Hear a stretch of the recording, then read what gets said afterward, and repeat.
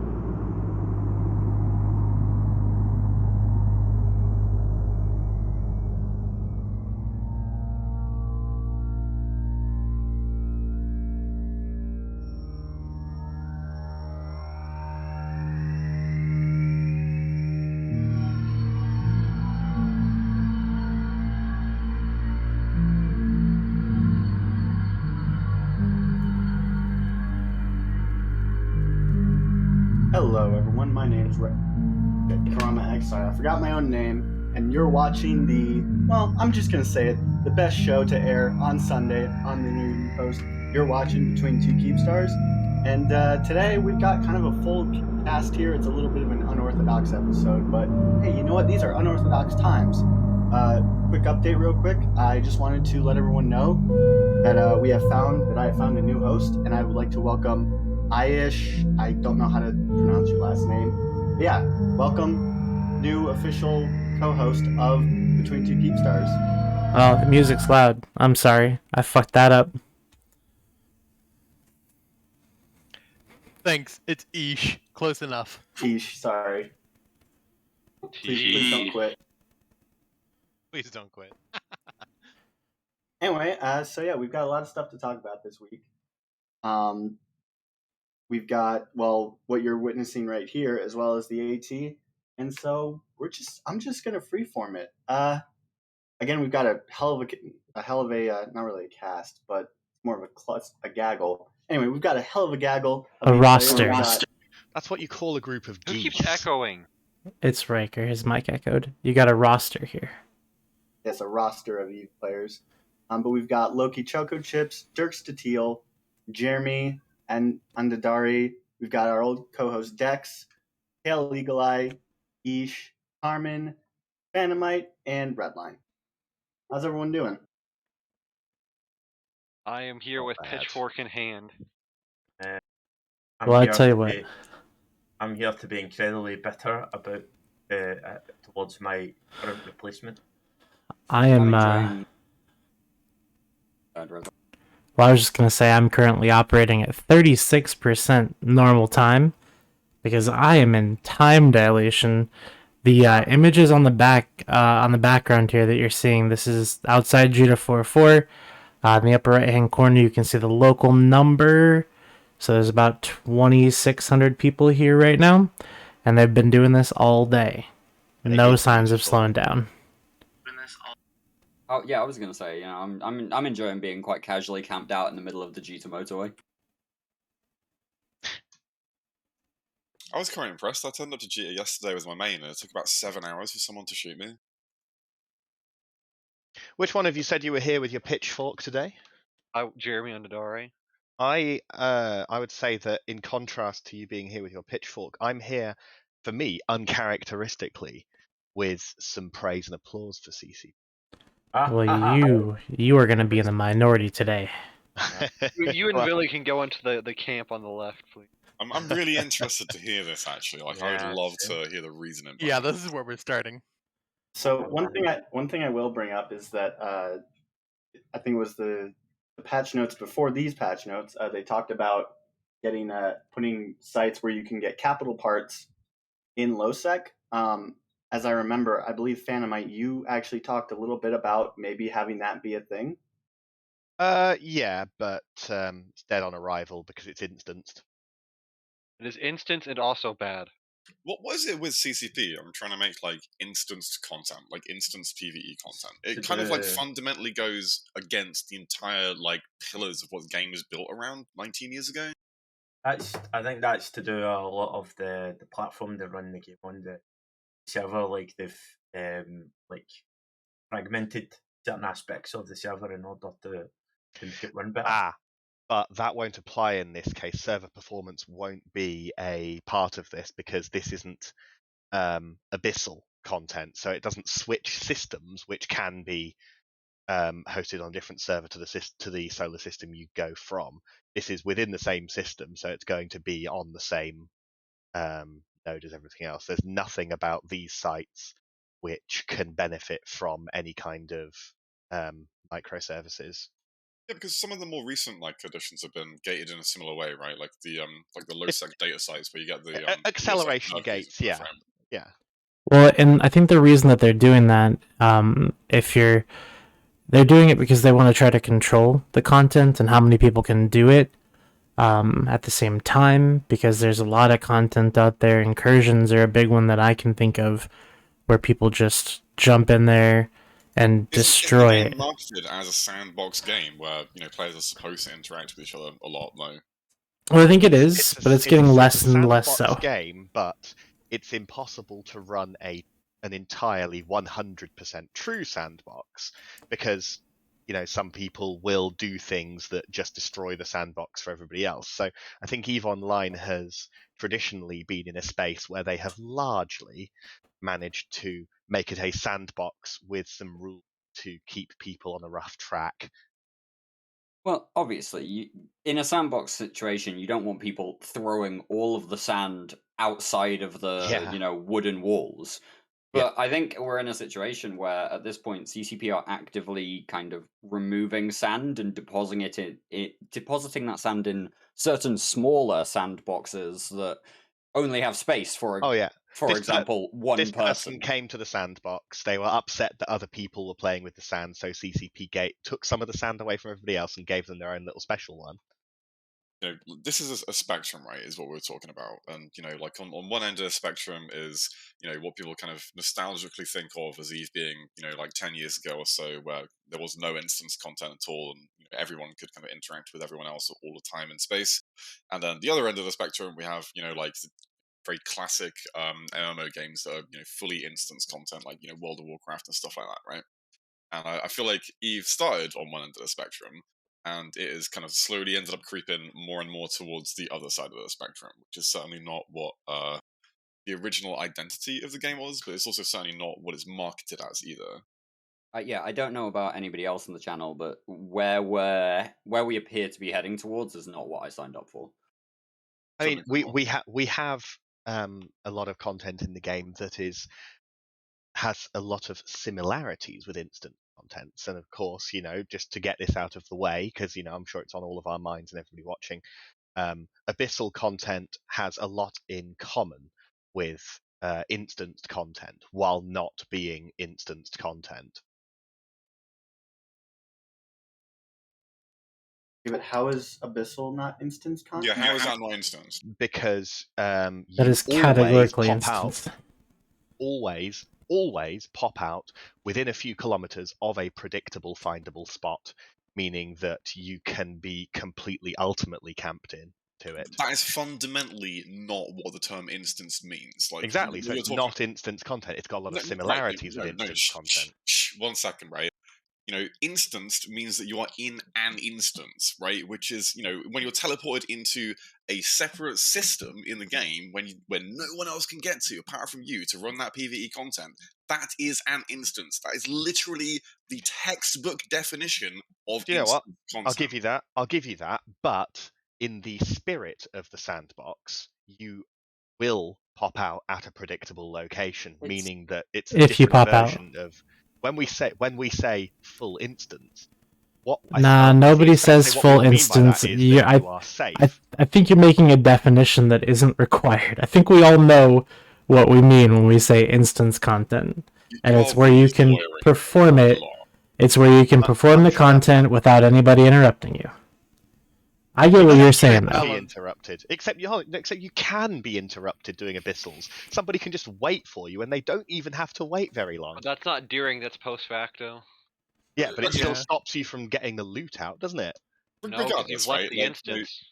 I think that the abyssal stuff is pretty reasonable, right? Because like Fatimite's saying, when you leave the instance, at that point, players can, reliably and predictably be able to interact with you when you leave the instance, right? But you're not safe. You're not. Some of these newer low-sec sites have been added, which are player count locked behind acceleration gates. Like you can just warp out wherever you want in the system afterwards, right? It completely negates that part of the.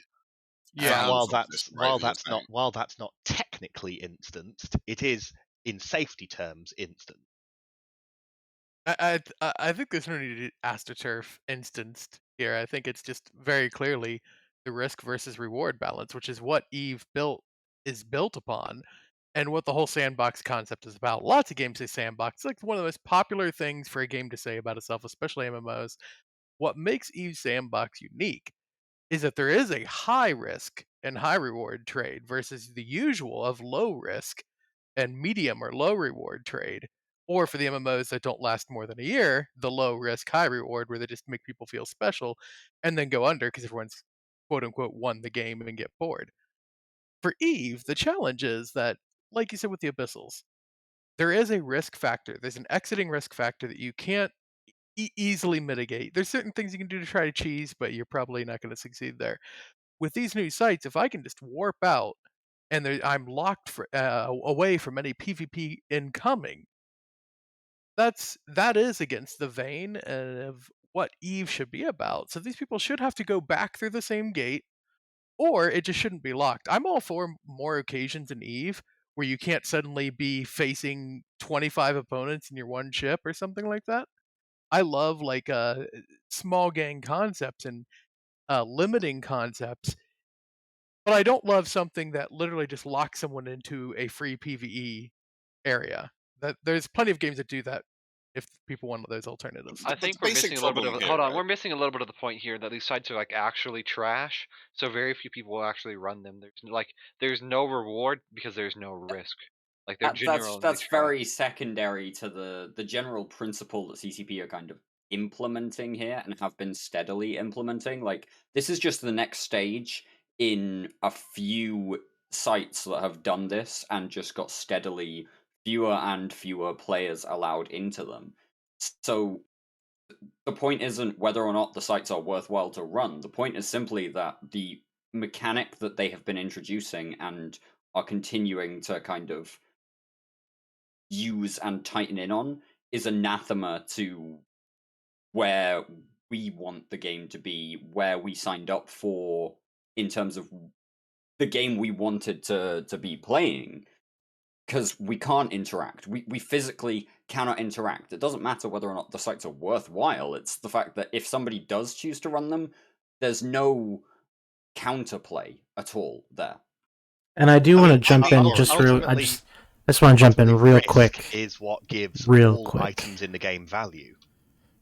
So there's no risk on these. That's kind of the thing that we're talking about with the sites, right? There's a bit of risk in starting the site. There's about 10 seconds of risk going through the initial acceleration gate. Well, after that, it's after you you start acquiring the materials that it's. So are these sites on Singularity at all? They're on TQ. They're on TQ. The Aegis sites? Yeah, they went live with no testing. Oh. Good idea. Because I haven't seen that before. We've never seen that go wrong before with stuff like CCP has done. Stuff just pushed to live with no testing and no player feedback. It's almost like that was raised as an issue previously that they just clearly have ignored again. I think people should be more upset about that than anything that's been proposed for the mining ships and stuff that's on CC right now. I'm not saying that there's nothing to be upset about there. There's plenty to be pissed off about what's happening there, but at least there's some kind of proposed feedback loop. How realistic that feedback loop is, how useful it is, we'll see. But the no feedback loop of just bringing the Aegis sites online, regardless if the loot from them is trash or not, is just not the direction CCP needs to be heading right now from a PR perspective. Well, I mean, there's certainly an argument to be made of why they would want to do that, right? That argument basically is if they put it on CC first, everyone's going to work out exactly how to min-max the sites instantly before they even hit live, right? So if they want to have any kind of semblance of content that is kind of new and exciting, and most people are going to actually discover and explore it while they're playing the game, they kind of just have to push it straight to live, right? But obviously that comes at the expense of being able to have any kind of reliable feedback mechanism from the player base. Speaking of feedback, I want to jump over to the actual changes that people are protesting right now, as well as the multiple years that CCP hasn't listened. So New Dawn, what they're doing, this is supposed to be the thing that gives us back our resources, is they're doubling all the ore and asteroid belts. They're nerfing Rorks to where they're now a compression / boosting ship. They're also adding compression to the Orca. And they're introducing new mining crystals, as well as mining waste. Is that pretty good? Got some Pretty good solutions. I do have it up on the screen as well, so everybody can see it. This has been something that people have been talking into the ground, though, and for good reason. It's not very often that a topic is so widely talked about that it's the only thing anybody's talking about. I've seen a lot of people. First of all, somebody educate me, right? What was the first thing that made people start going and shooting? Don't say the Mitani. What is the issue that made people go and start shooting it? Because since people start shooting it the next day, the reason people have shooting it has kind of grown to include all sorts of historical changes or the lack of attention paid to things. I It don't was think there's always about at that. the moment it's not just one single reason that people are currently shooting it. You've got to remember as well that the reasons people are, protesting and trying to show their frustrations at CCP, they're different reasons for different people. There's many different things that have happened that have caused people to reach this level of frustration. Well, we do have Dirk though. He's the one who made the Reddit thread for the protest today. Yeah, so that was prompted by a conversation I had in the CSM Discord last night. Phantom, I know you're fairly active over there. You may or may not have seen it, but basically, I kind of laid out that we're not here protesting because of this particular change. I mean, there's some factors to the dev blog that was released on Friday that are arguably stupid. There are some factors that are not great. There are some factors that are arguably kind of good. Fair enough. Fair play. CCP made some good parts to this, but everything that I have heard about players talking to CCP, and indeed a good chunk of the CSM have also echoed this over the last couple of days, is that CCP, some people at CCP are not a monolith. I want to lay that one out there. CCP, there are some people in the company who just do not want to listen to player feedback, and some of those people appear to be some of the people involved in Friday's changes. They appear to have been involved in the industry changes that we saw back in April. They appear to have been some of the driving forces for the last 2 years of scarcity, almost 2 years. And then there's also just the fact that players have been giving feedback on changes ahead of the changes happening for more than half a decade, only to be ignored. I mean, if you go back to the original Rorqual changes, CCP were warned multiple times about the way players would game this, the outcomes it would have, and CCP didn't listen at the time. They didn't make changes quickly enough, and they didn't actually address the root cause of the issue. They just nerfed the amount of Rorqual can mine, but it was still better than everything else, so fine. And then this has kind of led to the last 2 years of scarcity being really critically necessary. I'm not going to say it wasn't needed. I'm not going to say the ecosystem was healthy, but it got to a critical point.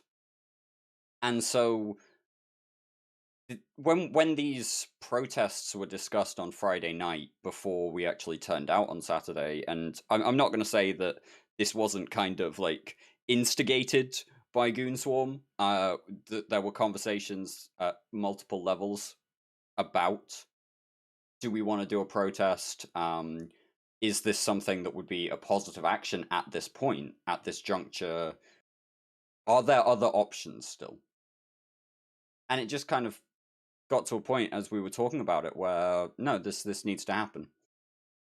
And so we've been very upfront, and I was very upfront about that in the Reddit post that I wrote up last night, that this isn't us protesting one change. This is protesting what appears to be a culture at CCP of asking for feedback and then either not listening to it or not understanding it when they're making changes based upon it. And here's the thing, right?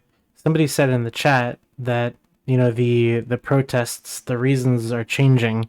The thing is about like protests and being against something is that not every person is going to have the same reason to protest. So this is just like a cumulative thing. These are Dirk's reasons. These are Dirk's friends' reasons for why they are encouraging people to come out and be a part of the protest. Yeah, you pick the reason you choose. If you're angry about something, turn up and show CCP that people are angry and there needs to be a course correction somewhere. Because I'm sorry, I don't. Having watched all of this happen, progressively over the last number of years, I don't see it changing without some serious intervention. I mean, if you look at the player count unit since the start of scarcity, like 2 years ago, it's been a very notable decline, with the only saving grace being World War B2. And even then, we dipped super low at a certain point. But people have been consistently voting with their wallets, and it's the last attempt that CCP is going to get to turn the Titanic away from the iceberg before they don't have enough lifeboats to avert disaster. That feels a bit hyperbolic, but I kind Yeah, of agree with It's the a mixed general metaphor, but sentiment. yes. sorry, Jamie, but that feels like Eve dying game, which is the perpetual story. I want to I mean, we're all throw a dying, spanner right? into the works and not necessarily disagree with that, but I'd like to raise a concern about this kind of protest for the reasons such as not listening to the player base in CSM. I think that, and with experience, I find that hits home. That's something I agree is definitely going on that needs to be changed. And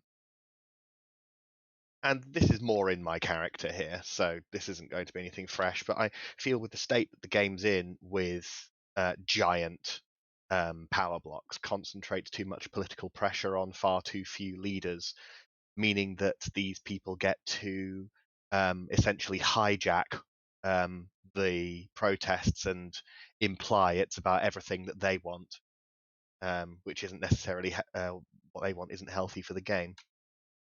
That's a very fair concern. I mean, for me, it's not just about the nullsec situation. I mean, people have been talking about faction warfare and the state of lowsec for how many years now? And you've still seen no real movement on it. We saw war deck changes in 2017, I think it was. It might have been 2018. And those have generally, I say generally, in the feedback I've seen, been considered to be not particularly much of an improvement. There was an improvement, but not a huge amount of improvement. And they also had the function of making things safer, because obviously if you want to not be war decked, you just have a corporation with no structures. So there was a risk reward change there that kind of tipped the balance. Again, not in a way that makes it seem a little bit too safe. So do we really want to get onto the topic of structures?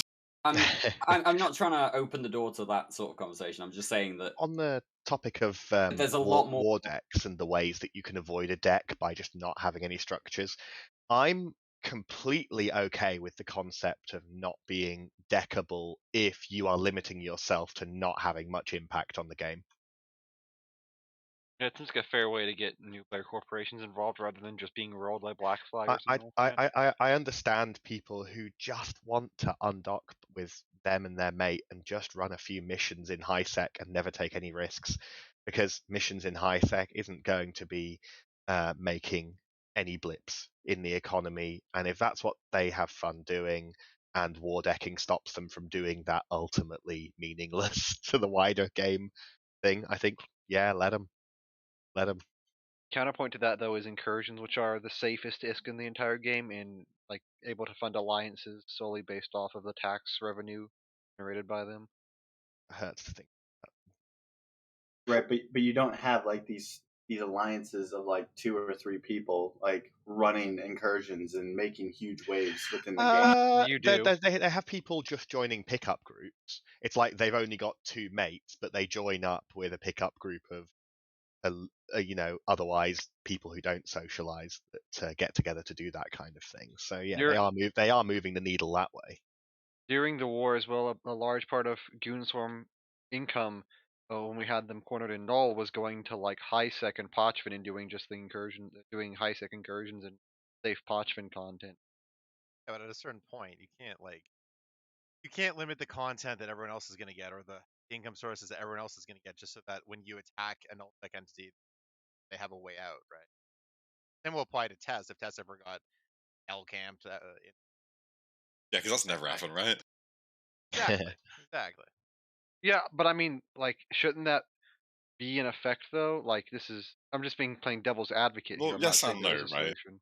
It's a very difficult balance to strike because at the same time as you can say, oh, incursions are like very very safe for null seekers to go to, and they can just like infinitely farm ISK in relative safety. As much as that is like an argument that they should maybe not be as good as they are, you also have to remember that there's a lot of people, like a significant proportion of people who play this game who don't even leave high sec, and like for them that is the game. There's a lot of people for whom doing PvE in Eve is the game for them.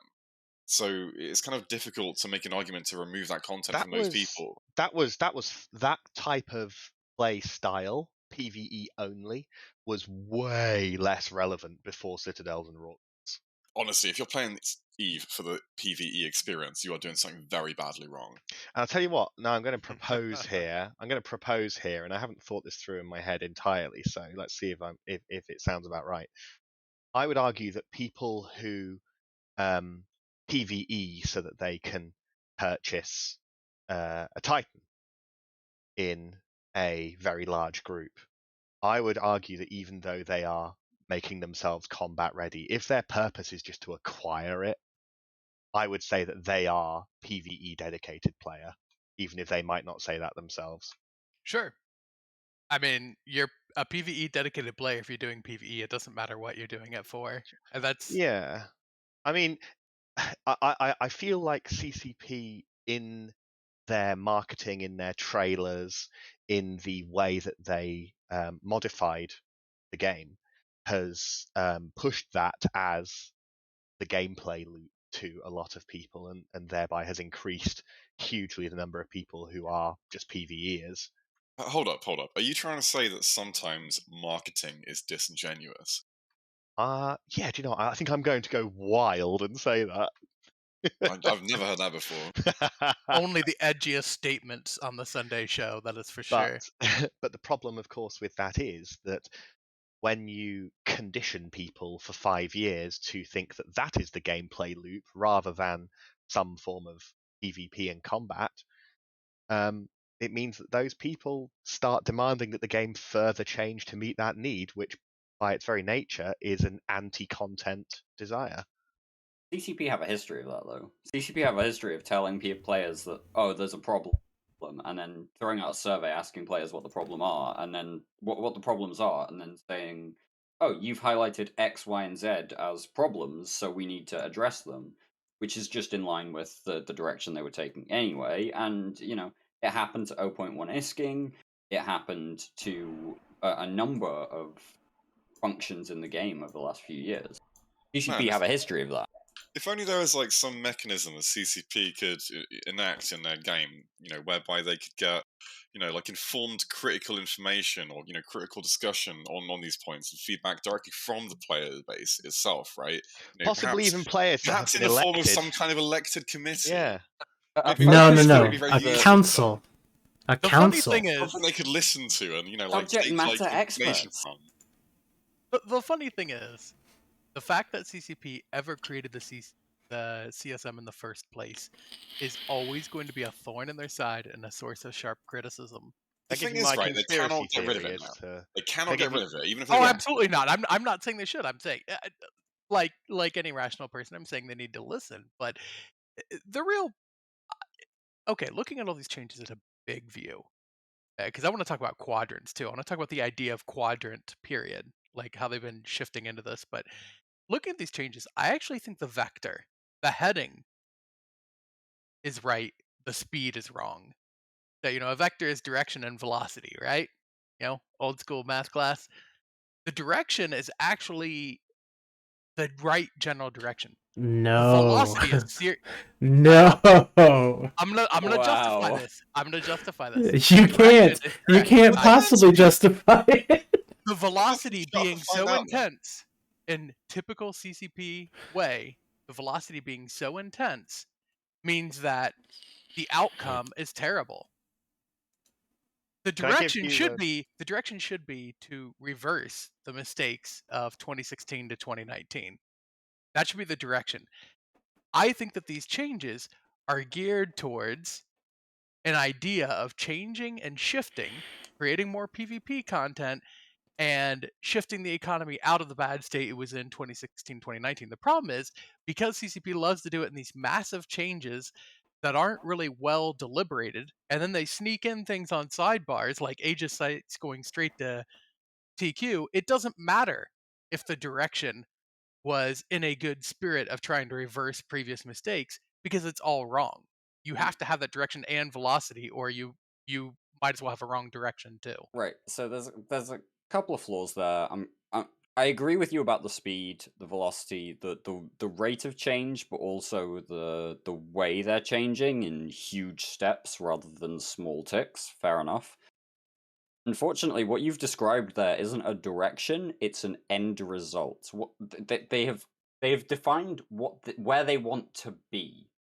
However, the direction is the steps that they're taking towards that. And as we've seen over the last couple of years, they seem to be kind of like moving away from it to get to where they want to be. But they're not actually. I Not genuinely generally think that taking one of steps the there.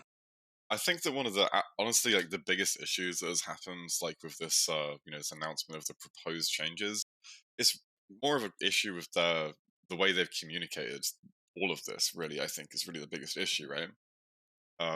Clearly this is going to be a quadrant where they're going to focus on this area of the game, and like their first big update they're going to put out. They basically just put out a PDF with like, these are it's basically like patch notes that we're proposing to make without any real kind of like explanation of like why any of it was happening or like what was the, you know, issues that they thought they were recognizing and trying to fix with these changes that they're making and like what they thought the, effect of it might be. And just one example of that is like the, like the mining waste system that they've added, right? Like I can totally understand how that might be actually a useful thing, but I have no idea. Like, what are they trying to do with it? Like, what is the design context that surrounds that decision they made? Like, I have no idea. Well, I'm I think glad that's you a very asked. fair concern about it. It's not been adequately explained why this waste system exists at all. Yeah, and also beyond that as well, And right? I just want to Like, one point of out, the that I regard the waste system as the sole part of it that is hostile to younger players, Well, but not that's the thing, is the that that's raw core the part, which is what a lot of people seem to be saying. no, I that's totally the agree meat with and that too, potatoes of but the like, update, though, is that waste system. Because think about it, well, the they compression stuff's pretty broken too. yeah, it's terrible. But the thing is that so Dirk mentioned, I think it was Dirk mentioned how this was marketed, right? So it's marketed as the end of scarcity, the end of this era that people have been whinging about for 2 years now. The thing is that they ended scarcity by saying, okay, everything's double, but hold on a second. When you mine things, some of it's going to go away. So that double that we're giving you, we're going to make it automatically, we're going to make half of it go away if you have bad skills. We'll take it down to like 30% though, if you're pretty solid. Is the whole waste thing based on skills purely? Yeah. And also the modules that you use. If you spend 400 million ISK per strip miner, you get 0 waste. If you spend like 6 million for a T2, you get somewhere in the region of 34% on a rough average. And so somebody says in chat, this, though, is that it's just another slider that can be used to balance, and says for nullsec miners to stop crying. Guys, But, I mean, at least me, I'm not a nullsec miner. I could care less what they do to miners. My issue with this is simply the fact that this was supposed to be the end to scarcity, and it's not. It's just wrapped up in a new package. Yeah, that's coming back to exactly what I was saying about the communication issue, right?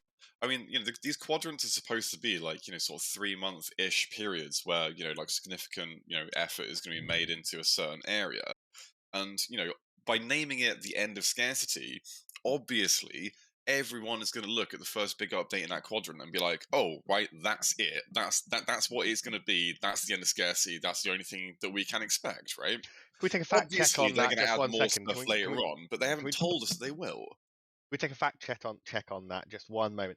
Have they outright, in black and white, said that this change is the full end of scarcity. No, they haven't. Yes, and again, it's a actually, yes, they communication issue. have. They've not told us that. What Actually, they've said yes, is they have.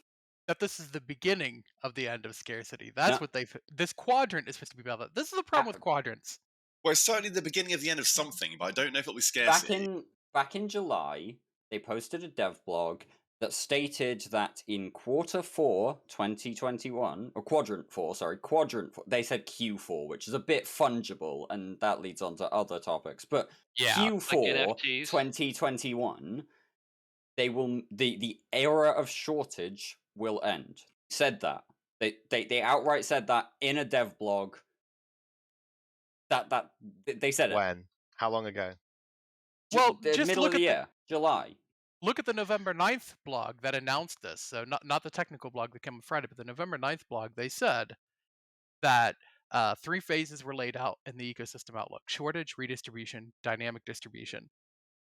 And they specifically said this is shifting out of the shortage phase. The reason that I ask if that is actually cemented that this change will definitely be the full end of scarcity is that obviously I'm aware that this entire timeline is already a year later than it was originally planned back in the day. This is exactly what I'm saying. Like, they have failed to communicate things like this to the community, and people take it at face value because they don't know what's beyond it. They don't have the same insight into what's going to happen later on that the CSM does, obviously. And a lot of the CSM that I've spoken to, they're clearly they know that there's going to be more coming behind it, but CCP have not marketed it in that way, in the way that they've communicated that to the player base. They're just like, oh right, this quadrant is scarcity's over, here's a big fat change log, and then that's it, right? People just take it on face value. They expect that that's what it's going to be. From a corporate communication standpoint, you're titling this quadrant as the age of prosperity, and the key mark, the key patch point, the fucking trophy thing, is a subject called waste. Right. So how absurd is that? From as a consumer, I'm going, that's not fucking prosperity. That is waste.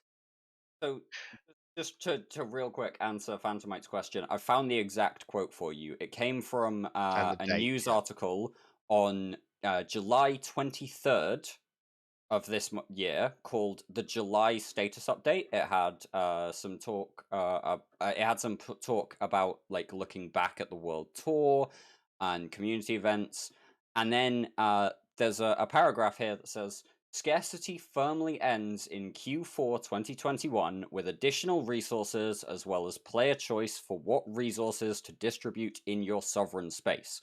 While the full details will not be shared here today, here's a small glimpse of what you can expect to see in this update." And then they talked about compression and mining balance ships and, blah, blah, blah.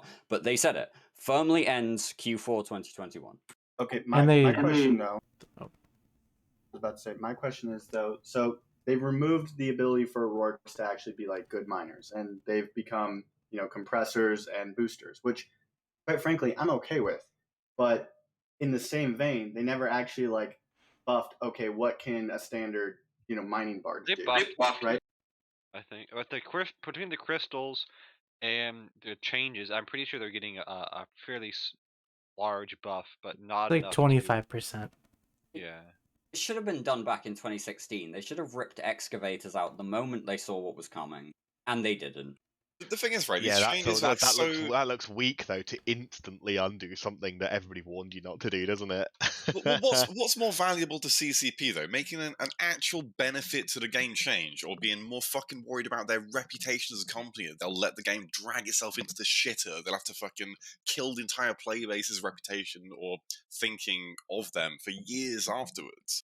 Doesn't that say a lot about them? The problem is they didn't kill the game when they did terrible things. We all kept playing, and so did thousands of other people. Well, I didn't. Last forever, man. Should we give up on it now? We're the problem. He says as he looks for another hit of dopamine from Elon. I mean, there was conversations last weekend at EVE London, and I know we spoke a little bit about EVE London, but Carmen, you were there for some of them. People saying it was a bit late. You might not remember it. I might have had a few lemonades by that point. But yeah, some certain beverages. But there were a ton of people there basically saying, "Hey, the reason I still log in and keep playing is because I get to come and hang out with you guys, come and hang out with people, come and hang out with the community." It's absolutely the community that draws everyone back at, and Did that's I think. Did I meet you there, Doug? I don't recall. Perhaps I turned up late after I completely tanked in the AT first match. I'll be honest, I don't remember meeting Doug. It was very late, and then we decided to try and find another bar, and then couldn't find another bar. And oh yeah, that was very late.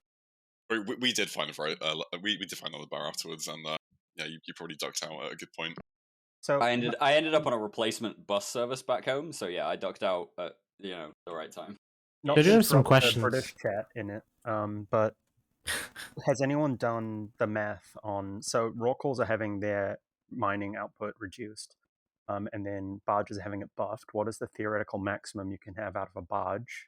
And in that case, what is the new normal in terms of maximum output? Do we have? What does it take to get? Someone on Reddit did this. I'll try to find the comment. One of our guys went on. What about? So they got. So we're not talking like 60 on a rock. So I'm talking like just sheer meters cubed in my hangar.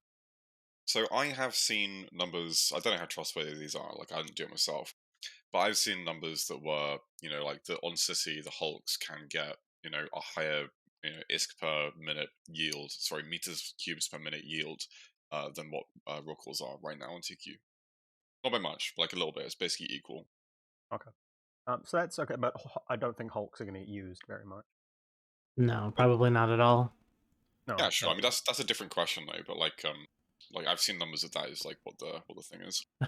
That is a different question. There are so many questions with these proposed changes, and I think that's my favorite part.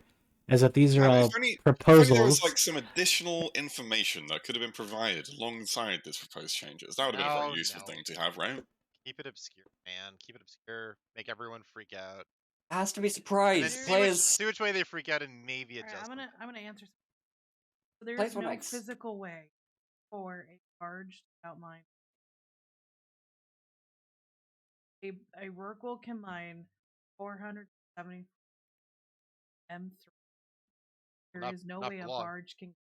I'm asking about post changes. Right, there's absolutely a way you can get there, right? A post-change barge will not be able to mine that much. You're speculating. And no, you don't I know. physically did it last night. Was that with or without posts? So what were the numbers that you were seeing on a barge versus what a rock is on TQ? Okay, well, you can calculate how much is on a barge because it'll tell you exactly how much it pulls in per second. And a barge with max boost today is 38 seconds. Sorry, an exhumer with max boost is 38 seconds. I believe after the changes will be 41 seconds. So you just multiply 41 seconds by the M3 per second, whatever not, and just start doing your conversions. There you go. I just don't know what the M3 is. If I get it, I can do them. So you don't know that a whole. I know how much a workwheel does right now, and if you say that a workwheel on TQ today is going to be outmined by a barge on the changes once the patch goes in. Is this really the subject to bother arguing about? No, I mean, that sounds about right. Phantomite. So where I'm getting with this is how many accounts am I going to have to sub the CCP to maintain the same level of industrial output? Because if I just keep my same 2 Hulks for one workwheel. I'm going to finish the whole thing. So now I need to have double my Omega accounts just to continue the same industrial output needed for my alliance. I don't want to do that because fuck that. Sweet. Now there's less ships going. Sure, some other people might come up and start making more stuff, but overall there's going to be less modules, less ships in circulation because of this on the set. Let's also remember as well that the difference between having more barges versus less rorks. Like Rorquals, as much as like everyone hates it, they did have content. They did create content by virtue of the whaling meta. It wasn't the best content, right, for anyone on either side of it, but it was content. And when we're just moving to multi-boxing barges, do you think that's going to create content? No, absolutely not. Thing is, people just warp off. As the value of what you're putting on the field to make money increases, you will only do that when you put an ever-increasing higher amount of safety built into it from your friends. I don't think that's true at all. I think if the payoff is enough, if the risk-reward balance is weighted heavily enough in the reward side of it, then people will do that all the time. But there's with the new changes, there is no option to even do that, right? It's not even like there is an option to have an extremely high risk to like a medium reward output for like bigger than Exuma class ships. There is just no option. Like, it's actively removing content from the game. There's a real easy way to save my barges. It's right-click Fleet Warp. Or even better, if you have a lot of them, you can just drone ball an alpha anything tackling you off the face of the earth. Or you just have your work bridge you out. Yeah, Since that's going to be a thing. Yeah, but no, it's about the investment that you put in as well, because you've got to remember, guys, you're not getting 0% waste unless you've spent like $1 billion ISK per barge on strip miners. And so your investment in terms of your return on investment is going to be a lot higher. So you're just going to right-click Fleet Warp. You're not going to stay on grid to fight it, even in your slightly nerfed skiffs. You're just going to disappear off grid, because why the fuck would you stick around? Your Rorqual's boosting on a structure, so yeah, that's a concern, but you switch to a gunner pilot and, hey, defend your Rorqual against whatever the fuck was trying to shoot your barges from, like, 150 kilometers away.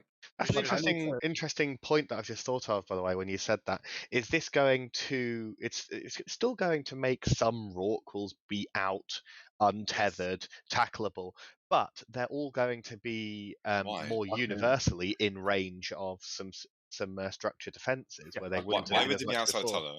You mean why the fuck would I put 100 Kikis on a subcap fit Athenor at 0? That's just asking to die. Exactly, yeah.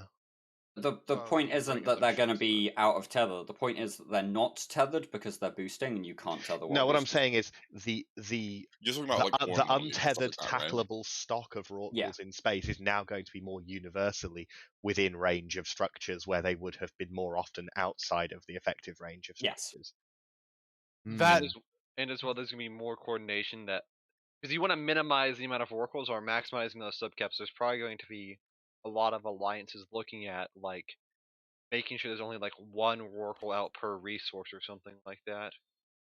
Yeah, there's been a lot of talk about like one Rorq per moon. Like how many do you need? Because when you begin the compression, the math on that, I had my videos on Reddit and it was on Meta Show. Like one Rorqual is going to take it like 2 fucking days just to do the R64 on a 1 month pull on a moon. Well, wait a second. 30%. Hold on, wait a second. This is very important because there is a gentleman named CCP Ritati who said that solo mining is not a God-given right.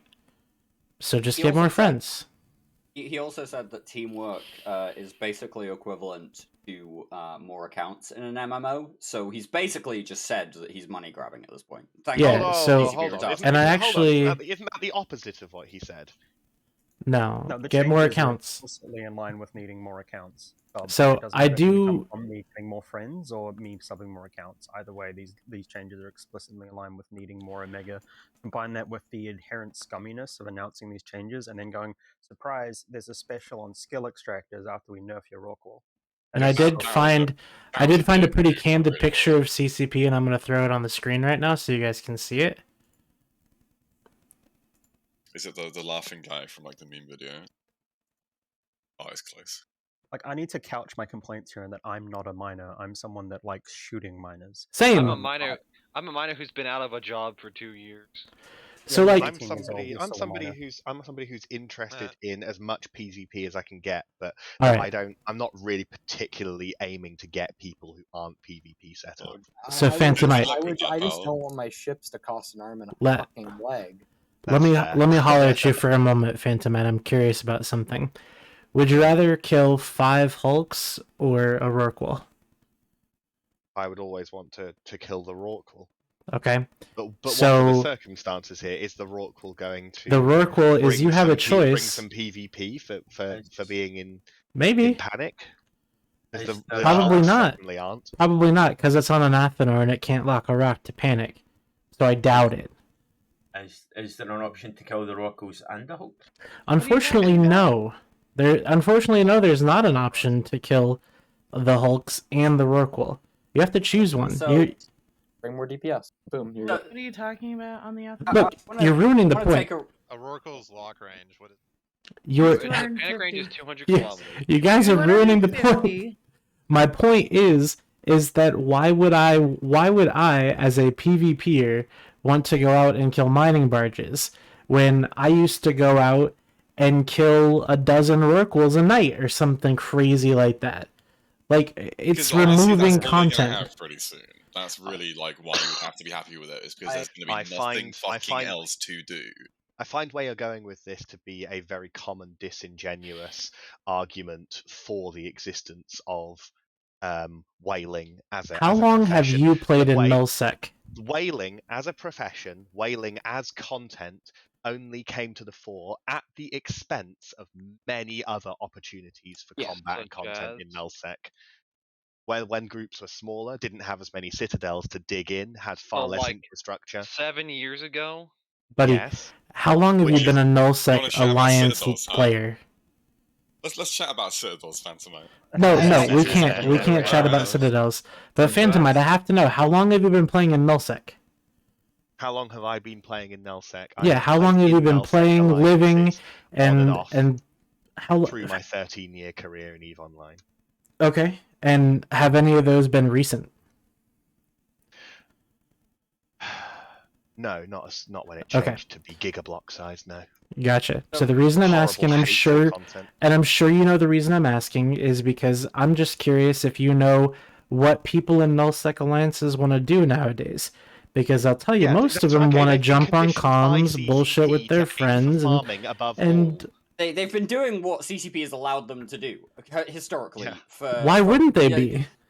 There has always been within the nullsec gameplay, and we refer to this within Goonswarm as the brain trust, but there's always been a movement towards optimizing our gameplay, be that for our income sources, be that for building our empires, be that for our the defense of a region or attacking another region. We look for the optimal way to play. That's just nullsec in a nutshell. That's how nullsecers love to play. I mean, otherwise we'd be left behind. You've got to remember that any design changes that they make, they're not making these changes based on someone that has one account and 9 alts. They're going to make these changes based on one person. Yeah. Well, that's a fundamental failing of their design process then, because they don't understand how people play the game. Exactly. I do want to take a quick sidebar though, but Phantomite. I do want to take a quick sidebar just to address NN Quantum in Twitch chat, who says people did not complain about injecting into Rorquals. Why are they complaining about extracting into Rorquals? Yes, people complained when injectors were introduced. People complained when the very concept of transferring SP was introduced. People complained when CCP started including SP into their... Dirk, we've not stopped. We're still here. Thank you. We're at the G2 Monument right now. See that the whole waste thing. See if you inject the relevant skills, does that like render it entirely pointless? Yeah. It's a very inject-friendly problem to solve. In a lot of ways, right, the entire era of scarcity can be quite like quickly summarized, from the player base's point of view as like #ToldYouSo.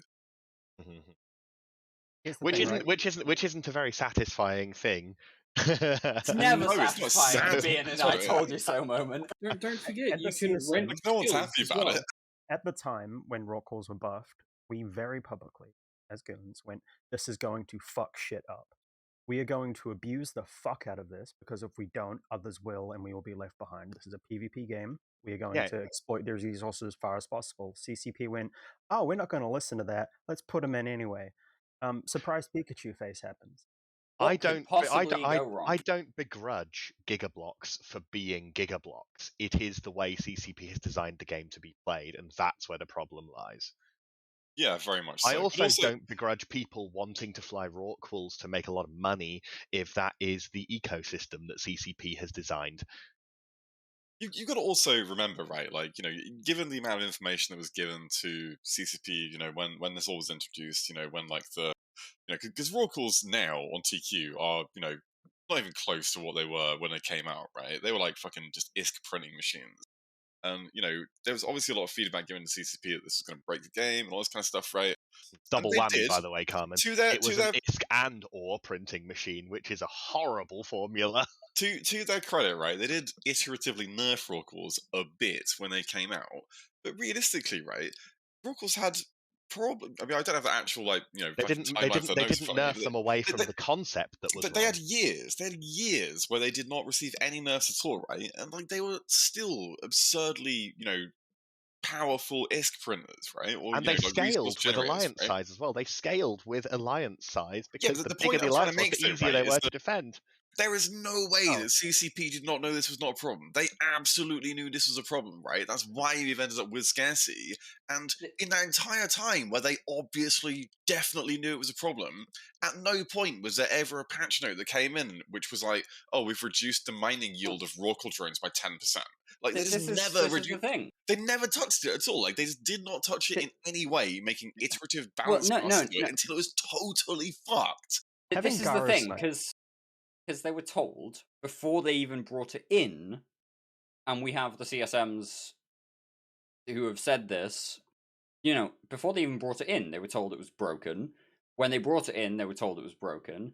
Then they nerfed it a little bit about 6 months after it came in, and it was still broken, and they nerfed it a lot more about another 6 months later, and it was still broken because we were still doing the same things. That was broken, not the balance. Yeah. The issue wasn't that, hey, Rorquals are out in space and mining. It was Rorquals are out in space and mining, and they are so scalable. Cryo's about to talk about Gara Sniper, and I want to hand off to that, because that's a very good point. Yeah, but the point I'm trying to make, right, is that it would have been very, very easy to make simple value changes that would have taken a developer 5 minutes to make at most, right? Which would have been a very effective stopgap measure to massively reduce the impact of this problem until they could provide a better solution. And they just refused to do it for years. So I also want to jump in here. So for some backstory, I do scale mining barges in HiSec, and I've been doing that throughout the entirety of scarcity. What I did is I tried to say, okay, well, let's see if I can do this in nullsec. I did it in nullsec just on ore that you find in gigantic ore belts, and I made almost pretty much just as much as I did in HiSec. So from my perspective is, I want to go and play in HiSec and play with my alliance, or I want to go play in nullsec with my alliance and have fun there. But I'm just at a point where it's like I have no reason to go to nullsec because one, I have to multi-box and actually pay attention to multiple things rather than just one Rorq. I'm much more at risk because, again, with the Rorq, I can hit a panic or drops the hammer and I'm safe. Whereas with barges, I could lose, 3 or 4 barges before help comes. So for me, I look at these patch notes and I think, great, I'm just going to stay in HiSec. So I need to dip to a work meeting. I'm going to wrap my statements up real quick and leave you guys some discussions today. From my perspective, and I really hope a lot of the other people's perspective in the Imperium, is this is not us angry because it hurts the Imperium. This is us angry because it hurts the entire game. This hurts alpha members who are potentially going to become paying members of the game. This hurts the supply chain of every organization, including smaller orgs who now have to pay more to do the exact same that we do. This pulls the ladder up behind us. So now us with our entrenched wealth, our massive super fleets and our massive Titan fleets are nigh unassailable, but we won't use them because we can't replace them. But now we also have nothing to shoot except for this other super block. There's no other blocks that are really going to have a potential to grow to the level that we do.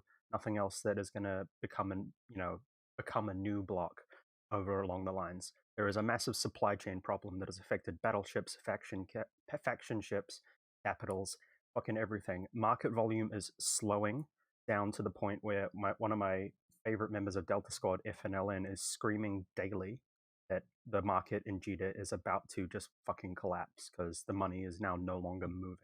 Because there's just less people logged in, less people trading, less need for ships to explode.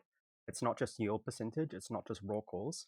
This is changes that, because they're not happening, are just going to cause the economy to seize up, grind into dust, and people stop playing and the game is dead. I like this game, I want to keep it going, but these changes just are gonna make it worse. in the long run. I wish that the general population understood it in that way. Yeah, But the they don't. general. There's Right, there's I'm an out. analogy about Yeah. dominoes here. See, like, right, but there's an analogy about dominoes here. Like, either you see that dominoes are falling towards economic collapse, or you see that dominoes are no longer falling because people aren't shooting things and making the dominoes cascade through the economy. Either way, things are beginning to slow. They're beginning to just not happen anymore. And I'd go further than begin. I would say, yeah, well, yeah. Things started slowing down 5 years ago, We've and then we had essentially 4 years of Cold War. we've kind of reached a crunch point. Is, I suppose, the other way to look at it. If you take a 5-year outlook at EVE Online, there is a significant possibility that EVE Online will have collapsed as a sandbox, as a player versus player game in the next 5 years. And none of us want to see that. That's why we're here protesting. That's why we're talking about these things. That's why we've been talking about issues for God knows how long now. I hate talking about the issues. I want to be talking CCP up, but I can't if while I'm seeing this looming potential for us to not be here in 5 years talking shit about the same shit. Here's something that upsets me about the variety of issues and about what people complain about and about what people protest about, is that I personally feel that there are so many quite large fundamental issues that both CCP and the player base struggle to understand that fixing one thing is only part of the puzzle. When part of the puzzle starts to get fixed and people say this isn't fixing the overall problem, and yeah, I know, but you can only put one piece of the puzzle in at a time, so this is the first one. And I feel like these changes announced on Friday are not a puzzle piece, but I feel like that these are moving towards putting one of the puzzle pieces in. But there's so many left to do. It's hard to see. It's hard to see a time of success because there's so many more puzzle pieces that need to be corrected as well. The mining. So then what have they spent the last 2 years doing? Not putting puzzle pieces in. Introducing NFT. Which is unfortunately the issue. So what's the point, right? Because this is marketed. Dirk pulled it up back in July. Said this is when scarcity ends, and the biggest part of scarcity were the lack of resources that you could find, and also the amount of those resources that you could mine in your ship, because they got tiny. With scarcity, though, is that scarcity doesn't gel with the current way that the game is played. And no, it certainly does. There are more issues. There are more issues beyond just. Of course, there are more issues beyond just scarcity and the economic rebalance. But that's the issue that we're talking about now. Is the scarcity, the economic rebalance. This is supposed to be the end. And if the biggest part of the scarcity changes were the fact that resources were made more scarce, this is the update about resources. Sure, they can pull some levers, move things up and down, but at the end of the day, you've been playing this game for 13 years. You know that about 90% of the stuff that's in this dev blog is going to roll right onto CC. It's going to roll right into TQ, and we're going to roll over in our graves as we're rioting in Jeddah shooting a monument until eventually we realize that we can't really do anything about it, so we're just going to deal with it. CCP always tells us. I don't think this is not really the end of scarcity. This should be reframed as, I think CCP is trying to take another stab at it, because they created a situation, right, where capitals became so expensive that nobody used them. Can I just want a stab at what? Another stab at like a do-over of scarcity? Trying to fix what they perceive the problem to be. Oh, jeez. Another stab at figuring out what puzzle piece fits, to use Phantomite's analogy. Right. So what happened was, they're trying to get rid of stockpiles, right? That seemed to be the fundamental goal 2 years ago. But then they created a system where it became nearly stupid to actually use your capitals in any meaningful way, in any risky way, right? So people stopped Really? Is that using them. true? For most groups, I would say that that's probably true. Now, aside from what you guys did, I mean, you guys went to Sorry, I just FPPAC had to and make that joke. you certainly fed some shit. But generally, yeah, for most groups, that's true. Like there haven't been a lot of really, really, really big dread brawls in a recent time. Like things are not being used the way that they used to be, right? Which is fine, but at the same time, it was intended that people will still use these things, and then we will drain stockpiles because they're going to have to build more. We're not at that point. We're still using old stockpiles of dreads from before the changes. So because that's the case, right now there's like no actual incentive for people to gather the materials necessary to build these things because we're not building them. And then if that's the case, I mean, there's like no market fluctuation. If you created like a recession. That's actually a really great point, and I want to hammer in on something there. This whole waste mechanic. Forget the math about how it actually works and how you could justify, well, it's actually the same as before because 100% waste with double on field, whatever. The fact that I have to sit there and do math and count on fingers and toes as a miner to understand if I'm going to actually mine anything disincentivizes what a miner would be. I don't mine, I don't care about mining, but I understand that people make that a part of their experience, and it's something that they're going to grow, that they're going to try to grow their PvE experience and hopefully adopt that into PvP. But if they have to have all this mechanics to understand and try to sort through in a game that already has an unbelievably huge learning cliff, and you disincentivize that resource gathering, you're screwing yourself twice. Because, like you said, Loki, you're creating a recession. You're also hugely setting back the NPE, which is what the last quadrant was supposed to be about. I And mean, I have you to mentioned you mentioned the MPE, and I just want to interject real quick because you mentioned the MPE and you mentioned how like they're kind of going back on what they'd spent the last shortened quadrant doing. But like CCP have built these changes as establishing a progression path for miners. And I'm sorry, CCP, but there's no progression path here. You're not building further careers for new players in these changes. You're just complicating it once again. And the progression path wasn't exactly clear before. The main issue that I have with this waste mechanic that has been introduced to mining, right, is that it's not like, maybe I'm a complete idiot for not seeing this, right? And like, you know, I'm totally willing to accept that could be a thing that is happening. Don't hand us But that on a plate. I just don't understand. Like, what is the goal of adding that mechanic? Like, what is the design goal that they are trying to achieve by adding that to the game? Like, what is it supposed to do? I It's think probably in a a lever that roundabout they way, could they're trying to adjust. nerf Rorquals more because on top of the yield reduce, you now lose 2/5 as much. No, sorry. So a T1 miner compared to a Rorqual loses 2/5 as much. Right, but that doesn't make any energy. sense at all because they've already, you know, as my understanding is, nerfed Rorqual's like drone mining yields so much that no one's ever going to use them anyway. It is an additional that they will receive like less overall than anyone else because like you have half of the ore available to you as well because XCAP has 100% like waste, right? So you only have half of the ore available to you on top of also mining less. I feel like if doing that to Rorquals was the main design goal of adding the mechanic, they could have done it in a lot more efficient ways that would have not like been quite convoluted. Yeah, agreed. Just, like, just have it to drones. Like, I also absolutely don't believe that was what the main design goal of it was. I'm certain that they had an idea what they wanted to do, and I do not think that's what it was.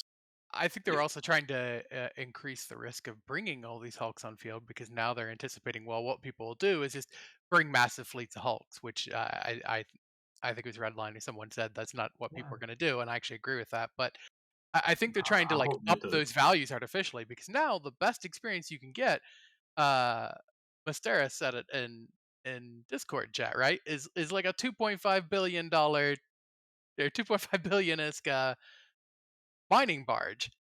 So they're trying to shift some value around and like make it so your premium experience for a single miner is to be in something that costs half a Rorqual while getting, blown over with a breath of wind. Obviously, those prices are going to normalize out; they'll change and shift over time. But it's really just like it's the end of scarcity, maybe for who? Here's the million is question. How much is this gonna like be in terms of ISK per hour with the changes? Is it going to be enough to justify actually mining with the 2.5 billion ISK barge, or is that How just would it being? be? It depends what Rich you're get rich mining, from right? the Like bull cycle. moons have been worthwhile to mine, the entire way through scarcity because They're going to be moons, and started on moons. especially the mid high end moons, didn't get touched at all by scarcity changes, right? They're possibly one of the only good ways to make money during that era, right? So certainly it's going to be profit. It's air quotes going to be profitable to mine. Some things, especially like mid to high end moons, but or anomalies. Fuck knows, right? Like, it's entirely dependent on what are the further changes that CCP make down the road to other stuff in that ecosystem, which they've not said anything about what they're going to do, and no one has any idea what it's going to be. It also depends on what you're using to mine those things as well, because again, this gets back into the waste mechanic that is dumb and stupid, and CCP should change it. But like a Rorqual using excavator drones, if it mines 100 meters cubed in 5 seconds, it actually takes 200 meters cubed out of the asteroid that it's mining and wastes half of it. But a Rorqual using harvester drones will mine that asteroid at a lower rate per 5 seconds, but it won't waste any of it, so you get No. more Incorrect. income It'll erase overall half from of the it. asteroid. So this comes into exactly what I was saying last night on one of the other shows. The other issue of like there was. I don't think that Rorquals were the only reason that proliferation of material fucking extraction happened to some stupid degree, right? Obviously they weren't balanced and they're way too fucking strong, right? But in my opinion, the main issue, what why we ended up with like the ridiculous crash of like mineral prices that we had, was the infinitely respawning anomalies that were there.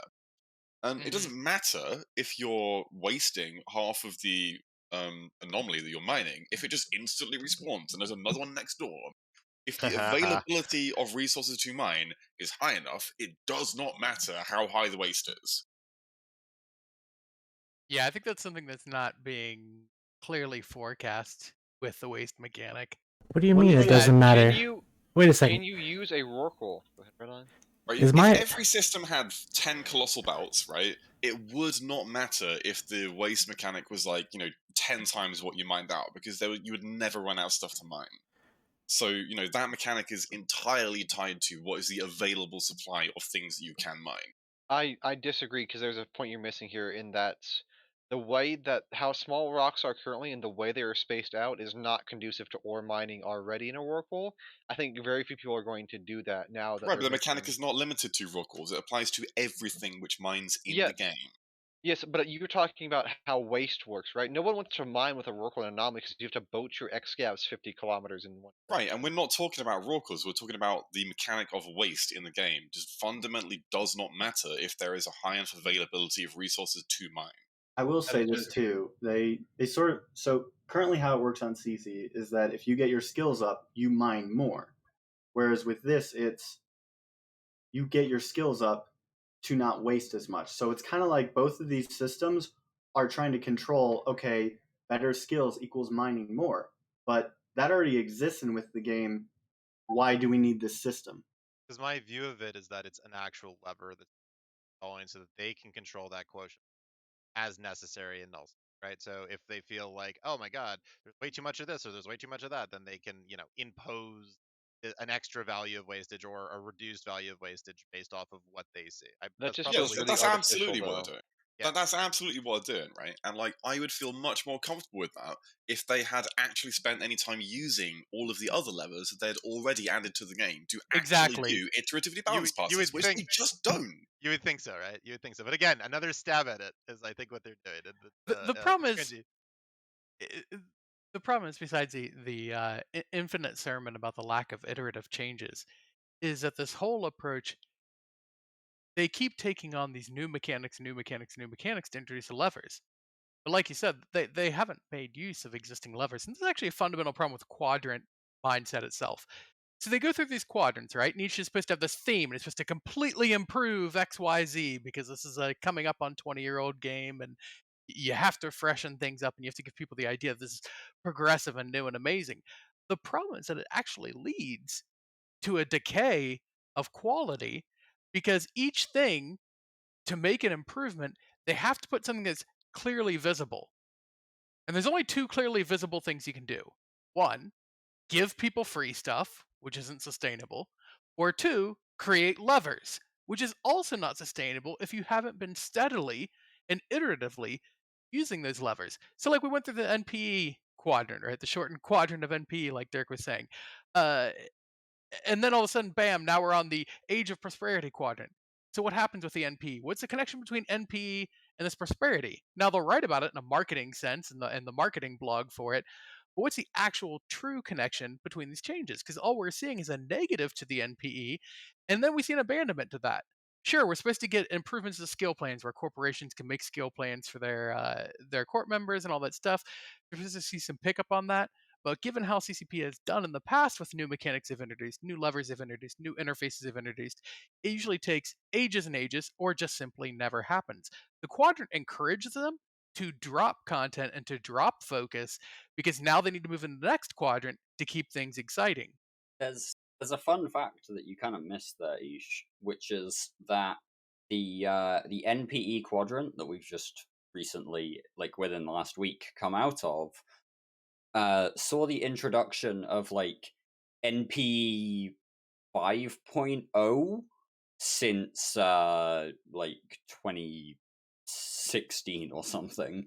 They've been through a lot of NPE iterations in the last few years. Yes. And they've never really fully understood I say fully understood. They've never even really grasped the issue about the new player experience. The new player experience isn't about the tutorial that you give them. It isn't about their introduction to the way the accessibility interface of the works. game after the intro. It's about the longer term, exactly. That CCP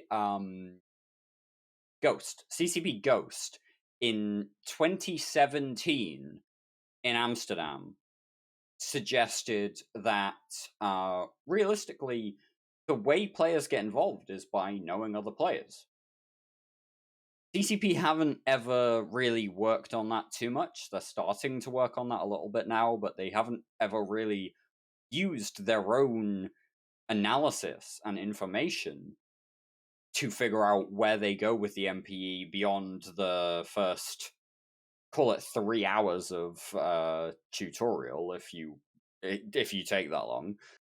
They've never really spent too much time focusing on the career missions. They've never focused on the high-sec missions that follow from the career missions. They've never focused on introducing players to the low-sec and null-sec side of EVE Online. They don't understand how the game is played, even by a new player who's only been around for three hours. They don't understand what post 3 hours looks like. And all they can think to do is change the 3 hours that they can control in terms of the tutorial.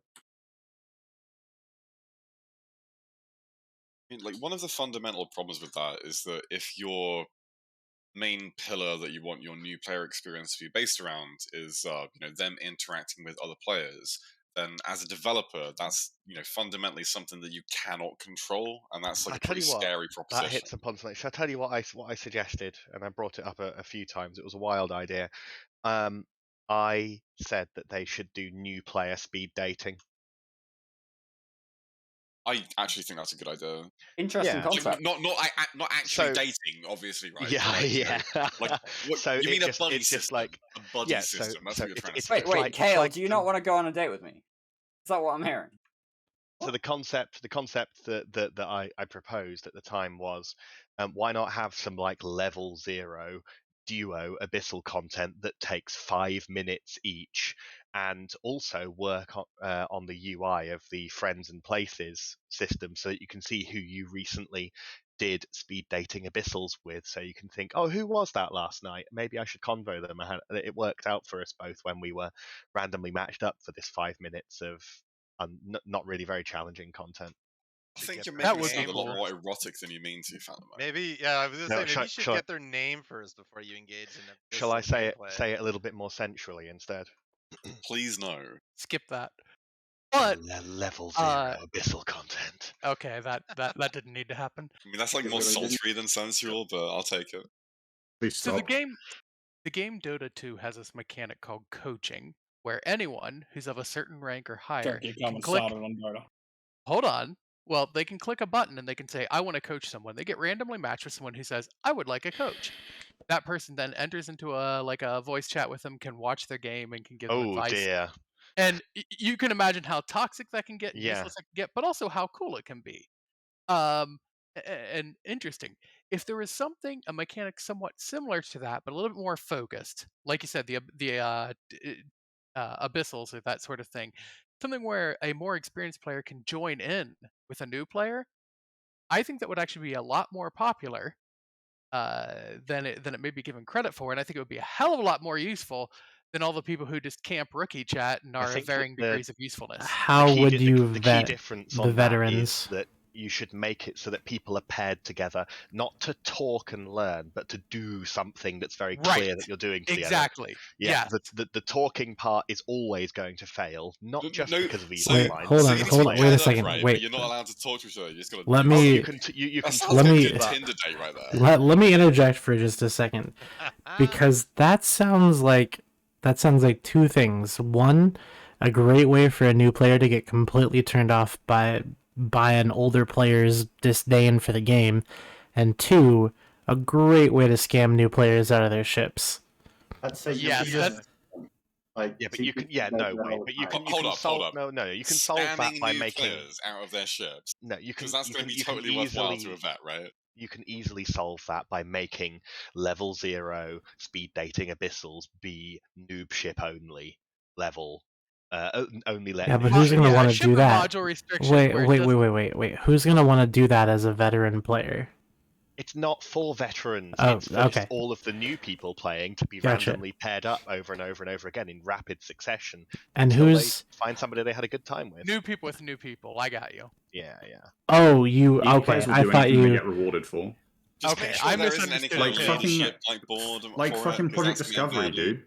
Yeah. Just put them in there. Just say, yo, if you fucking walk That's 15 new nah. players through this tutorial, you get, I don't fucking know.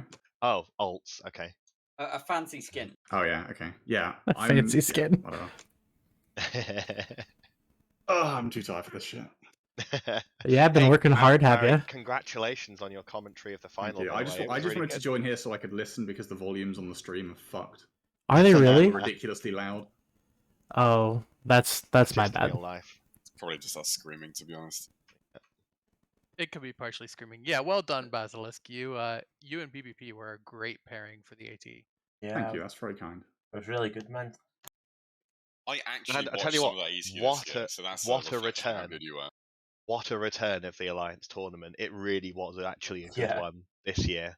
Absolutely was. great experience. I loved it. I'll be back And next year once again. Today, confirmation that it definitely is returning next year as Yeah. well. I Yeah, was very impressed with that announcement. Actually, like they Yeah. managed to like do it in a way that wasn't it wasn't an Right. enormously disappointing Mhm. bait and switch like last time. Yeah, It- like, It snuck cringy. in to the point, just generally like, hey, we're chatting, but 18 happening again next year. Great fun. That's what Yeah, we that wanted was to really hear. weird. That's what we all wanted to hear, and that was great. Also, Baza, I'm not confirming anything, but we may be hitting you up in the next like few weeks for something early next year. Wait, no, I wanna do something in the next few weeks. What do you mean? Yeah, me too. Is it man. on sub red line? In Melbourne? What? No. I want to do a 25v25 tournament with FCs from all over the game. I'd love to Yes, see that. please. You should actually put some time into that. That's a I'm cool going idea. to. That is my next will bring a project. I will bring a team for that. You better. I'll bring a team too. I'll kick your ass. I mean, Can you imagine the difficulty of trying to get 50 FCs to turn up on time to the same fucking thing? I struggle to get one FC to turn up to a timer, dude. It wouldn't be like that. I've been retired feeling for a personally while, attacked but I'm right sure I now. can scrounge a few people. We might also do a Dread 1v1 tournament. No. That'd be so No. fun. So back to new players though. So connecting the dots, right? Has anybody connected how these like this new proposed update kind of messes it up for new players? Has anyone connected those Talked dots? about that over the last hour.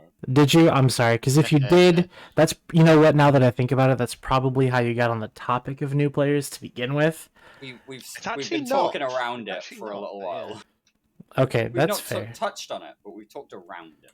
And see, I actually had to go give my cat some medicine, so I wasn't around. You run into issues when you start resource harvesting and then players, because like any player can basically make an account, right? And then back to the whole goons go to high sec and do this or do that, or so. I understand that there's there. I'm not necessarily like upset about that or anything, but there has to be some give and take with players. Like maybe mining's just a little better in high sec.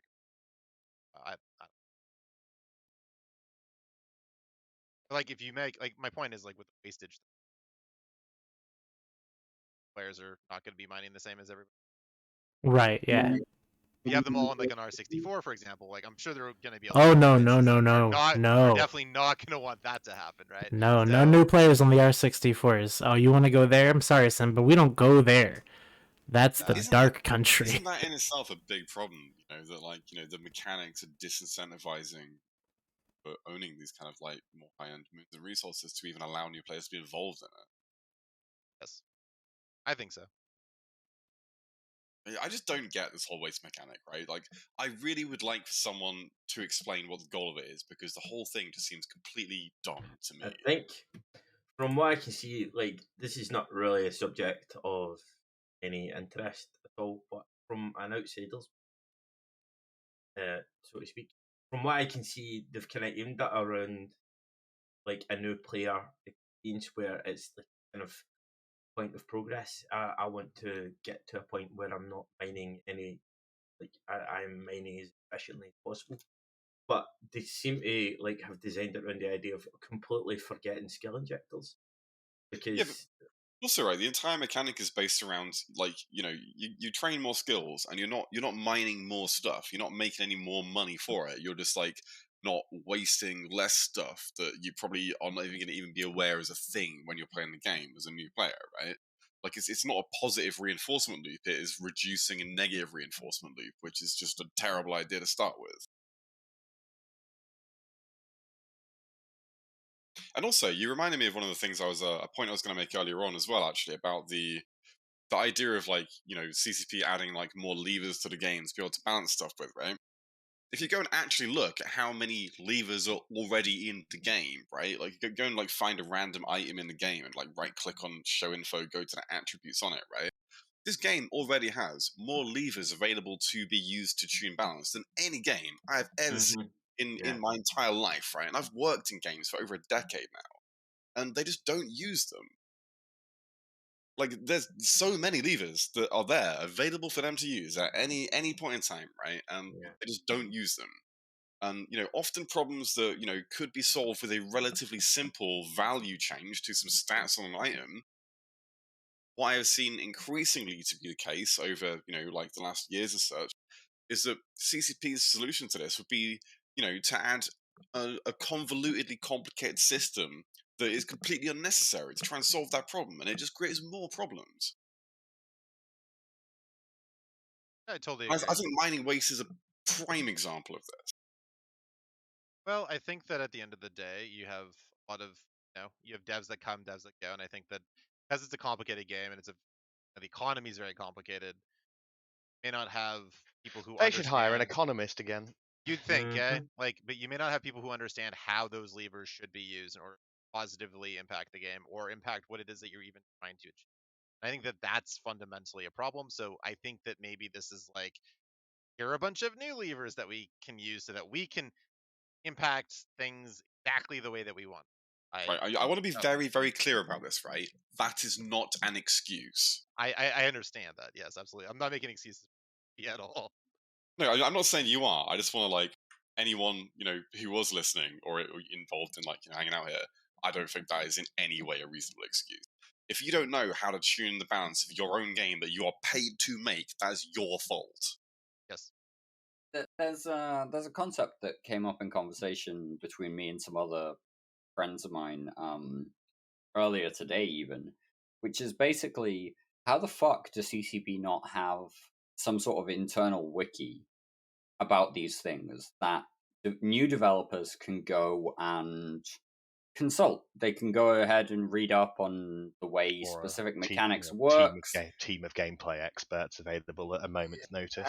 No, that's different, because like a CCP internal wiki could lay out exactly the algorithm for the Concord response mechanic, for the way. Why would you look at the wiki to describe the algorithm works. when you could just look at the algorithm in the code and look at the exact thing of how it That's works? not as easy. That's not as easy. Because a lot of players, I say a lot of players, a lot of developers may not be coding experts. They kind of describe the numbers that they're looking to hit, and then the programmers go off and deal with that. That's why game designers versus programmers exist on a very fundamental basis. I'm not the basic question you're asking, though, Derek, is the basic question you're asking is, why didn't the software company document better? And the answer is because they're a software company. All software companies are like this, game or not. Yeah, I mean, go look it up. Right, there's a there's a lot of material out there on documentation in software companies. Right? The point is that after the POS code scenario, where basically nothing was documented and then the programmer left the company, you would think they would have potentially introduced internal processes for that, and they apparently haven't done that, and that's their decision. Whatever. I think that's reading true. a little too far into it. That's reading too far into it. Yeah. I think it's entirely unfair to speculate on what their internal process. Maybe I'm taking the example of a little bit far, but at the same time, we have current examples of developers really not understanding how the game is played, what the actual mechanics that they're touching does, and so it's one of those bits where if you talk about things long enough, you end up in speculation territory, right? That's just a thing, and I'll hold my hands up to potentially speculating too far there, but you would think that there would be something that these guys could consult before they make changes that I imagine there is, but the real question there is like, how up to date is it? How well maintained was that documentation?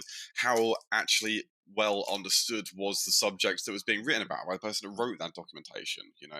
There's many ways that this can fail, and documentation in software development is something which often fails in many different ways, right? And CCP being a long-standing company where they were not a professional software development company when they started out, and certainly it's not a reputation you kind of like. And to their credit, they did an unbelievable job for not having the experience.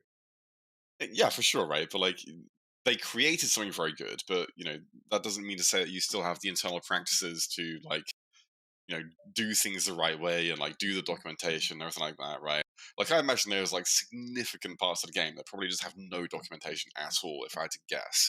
Which again, rolling into speculation. Just to confirm, I can definitely confirm for you that for the past quite a few years, CCP has been silently recreating entire parts of the game in a modern, more functional, more changeable, more scalable way, and then when they're finished doing those parts, they rip the bad part out of the game, and they do it silently, because none of that makes a good dev blog, and they have been doing it repeatedly, quietly, without telling us. Well, honestly, I think that's the kind of thing that certainly some people in the community would be very interesting to see, right? I mean, I'd be very interested to read about some of that stuff. I'm sure not everyone would, but certainly some people would be very interested in that. The thing about that as a dev blog isn't even just like, are you interested in the process that they've gone through to recode and rip out and replace, but even just as evidence of further work. It's like... Basically what I'm saying is, whatever their reasons for not shouting about it, they are doing the complete code replacement work continually for years without... Yeah, I get that. Yeah. I'm just saying that it would be cool to see it physically, yeah. So there actually was a dev blog where they were doing stuff with the chat servers. I think Dr. Spotamane regarded it as they're making, or he simplified it for my simple little brain and said they're making the thinky box do less work by making it so the chat doesn't go to the thinky box. I mean, clearly that's worked out really well, as evidenced by the protests of GT yesterday, where apparently, according to CCP, the system was capped at a population of 4,000 players. GTA's yet many always been people were capped like that. consistently This isn't seeing an argument. local This chat, isn't an many people argument. more than that in it. The only thing we can say about that is that the 6,000 number wasn't what it ever was. Right, and that's totally why fine. why was that the point I'm making that is was not the point, Vegemite. You if stopped they've listening rewritten- to him, and you were like, "This is my point to make." Stop that.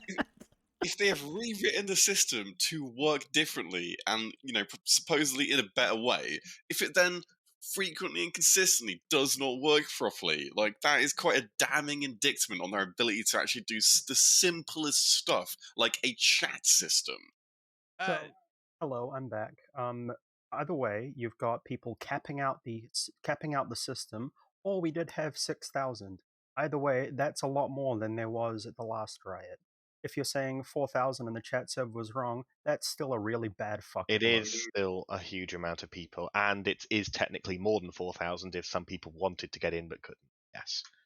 The point I'm making is if you can't even make a goddamn text chat system work in your game properly, like, you've really got no hope of solving the real problems in your game. Well, that's called quit. I don't know about that. There's a lot of people who are quitting though. Like, There are I a lot don't want to be doomsaying, but like I know of one of my friends who's on something like 15 accounts or something like that, and that's just one dude.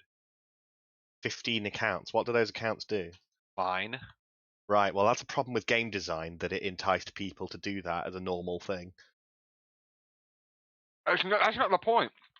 That we're here, we gotta play the cards as they lay, right? And CCP just Yeah, going, they're changing the cards. Yeah, okay, but that's just not. You don't. No, they're not changing the cards. They're flipping the table over. Like, we're not playing the same game as minors as we were like 3 years before this all started, or even when this was going on. Like, you can't just like go, okay, the game's broken. Like, there's something wrong with it, and then just go, okay, we're just gonna play a new game instead of fixing the game we know that you want to play. On the other hand, you have to be prepared to move with the times. You wouldn't expect like a constantly evolving game, like aspects to remain exactly the same for a 3 period. Especially if they are terrible aspects. Sometimes we've got to eat our vegetables. So why didn't they do this during scarcity or during? Why didn't they do this 4 years ago? Why didn't they do this 5 years ago? Mate, we've been eating our vegetables for 3 fucking years. How many more carrots do I need to eat? Only 3 years. 4 or 5. We've been eating the vegetables for a very long fucking time now. Bro, I've run out of vegetables on my plate. I want my pudding. Right, I'm going to give you like a real quick example here, right?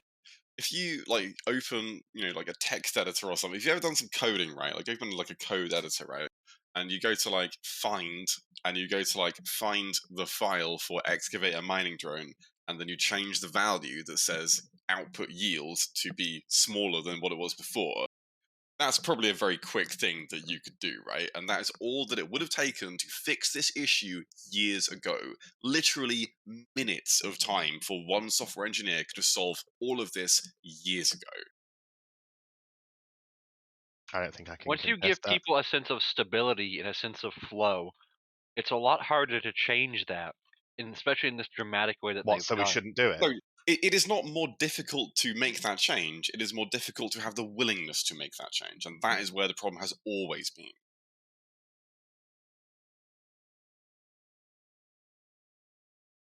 Yeah, because I'm going to say something that's a little like Jeremy went out in left field. Everyone's espoused this idea of age of prosperity, work or mining bad. As somebody who didn't live through that, I actually don't know why that was bad. Because it made strategic assets meaningless. Because at one point it was entirely reasonable for alliances to have 500 dreads in a hangar somewhere. That's why it was dumb. Imagine going to Delve on a filament roam, and then suddenly 3 Titans appear out of nowhere and boast on you to death, knowing that if they get caught, they just drop faxes entirely unkillable. That is an entirely different problem that you are talking about there, Craig. Except everyone has Titans. It's a symptom of the same thing, but okay. Another That's not a proliferation problem. That's a like boson application and facts. Being able to make Titans unkillable problem. I mean, that somebody said that it may have been sarcastic about the whole everyone has Titans thing. This is the thing that happens with a lot of people who don't quite grasp the level of Titan ownership. I mean, 2018 cryo, we deployed to Tribute with all of our Titans, and I was there for that. Spent a time, and we deployed somewhere in the region of like 1,400 Titans or so. When you take into account the character numbers of the Imperium at the time, it was somewhere in the region of like 42,500 ish.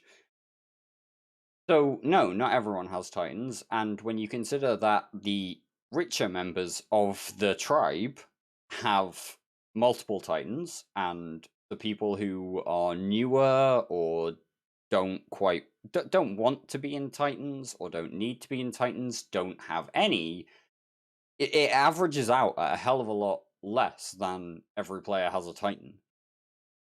Considering basically taking an economic argument as everyone has Titans when it's completely not true is I'm an kind issue. of confused as to what is the actual point Yeah, you're trying to make. and they've changed the blueprints in a good way. I feel like maybe not a perfect way. Like iteration is key, but to use more than minerals, that wouldn't make Oracle mining a problem anymore. Iteration is key if you actually iterate. I'll be right back. I'm eating some pizza. Yeah. Yeah. The Titan changes were solid, I think, apart from the way that they used P0 materials or whatever. Like, P2s, sure, throw them at it, but P0s? I think water's a P0 at the end of the day. You don't have to make water. Hey, do you actually have to make water on a planet nowadays? I think it's a P0. So yeah, it's just. I've not done PI for like 4 or 5 years though, to be fair. There are so many questions about the industry changes, but by and large, some of them were okay. Again, some of the changes are okay. We're not yelling about like a specific change. We're yelling about the general direction of what the fuck CCP are doing at the end of the day. What can we all agree is, even if we're only talking at a high level, one of the major issues that CCP needs to start Here we addressing. go. Social mobility. Yeah. There's no fundamental guiding vision for what Eve is meant to be in the long term. I think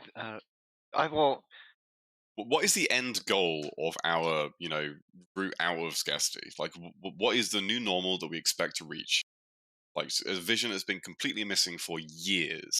I'm in on the vision question. I wrote an article on INN in 2019 that basically concluded who the fuck is CCP Manbjorn about 2 or 3 months after he was made the executive producer. Has anybody in this channel heard anything from CCP Manbjorn in the last? I think that's the first time I've even heard that guy's name. Yeah, Who's that? Whom? I know who you're talking about. I actually read that article when you wrote it. I agreed with it, and you're still right. Hey, CCP, when you're talking about CCP Burger and CCP Rotati and CCP Orca and the triumvirate of leadership at CCP that are guiding the direction, you might want to think about who your executive producer is and not your CEO. Like, really? I don't know. I know CCP retarded. That was almost a Freudian slip. No, I heard that, Jeremy. I saw where that was going. I was going to let that happen. CCP Ratati. CCP Ratatat. I'll call him now. To prevent that from happening. CCP Ratatat, by his egregious breach of PR norms, I should say, and the others I don't know about anything. I'd like to do something perhaps a little bit unpopular and say that something that I have had that barely anybody else has been able to do is I've had a lot of interactions with CCP Ratati, and in the first few weeks of interactions, the conversations were quite abrasive, but upon getting to know him and having more one-on-one conversations, my personal opinion is that he does actually want what's best for EVE Online, but a number of things prevent him from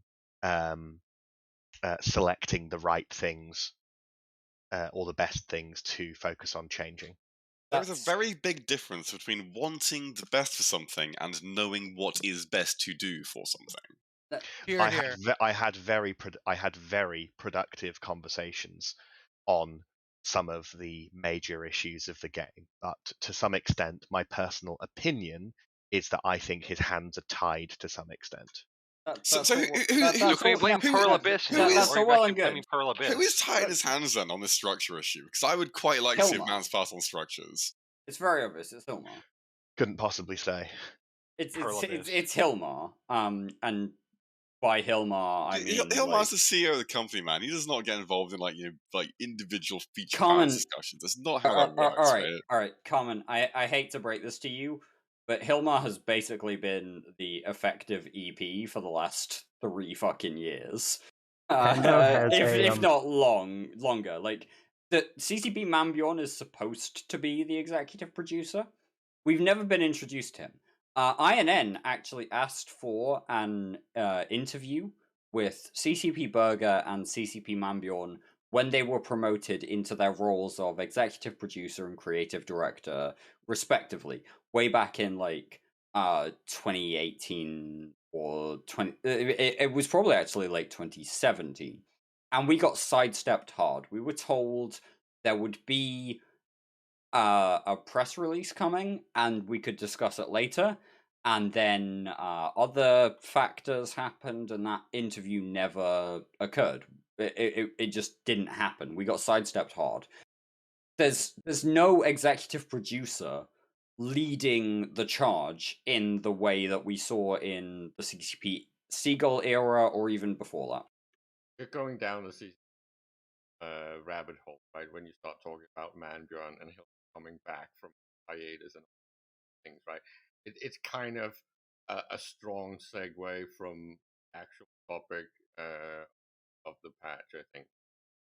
We're not talking about the patch. The topic wasn't the patch.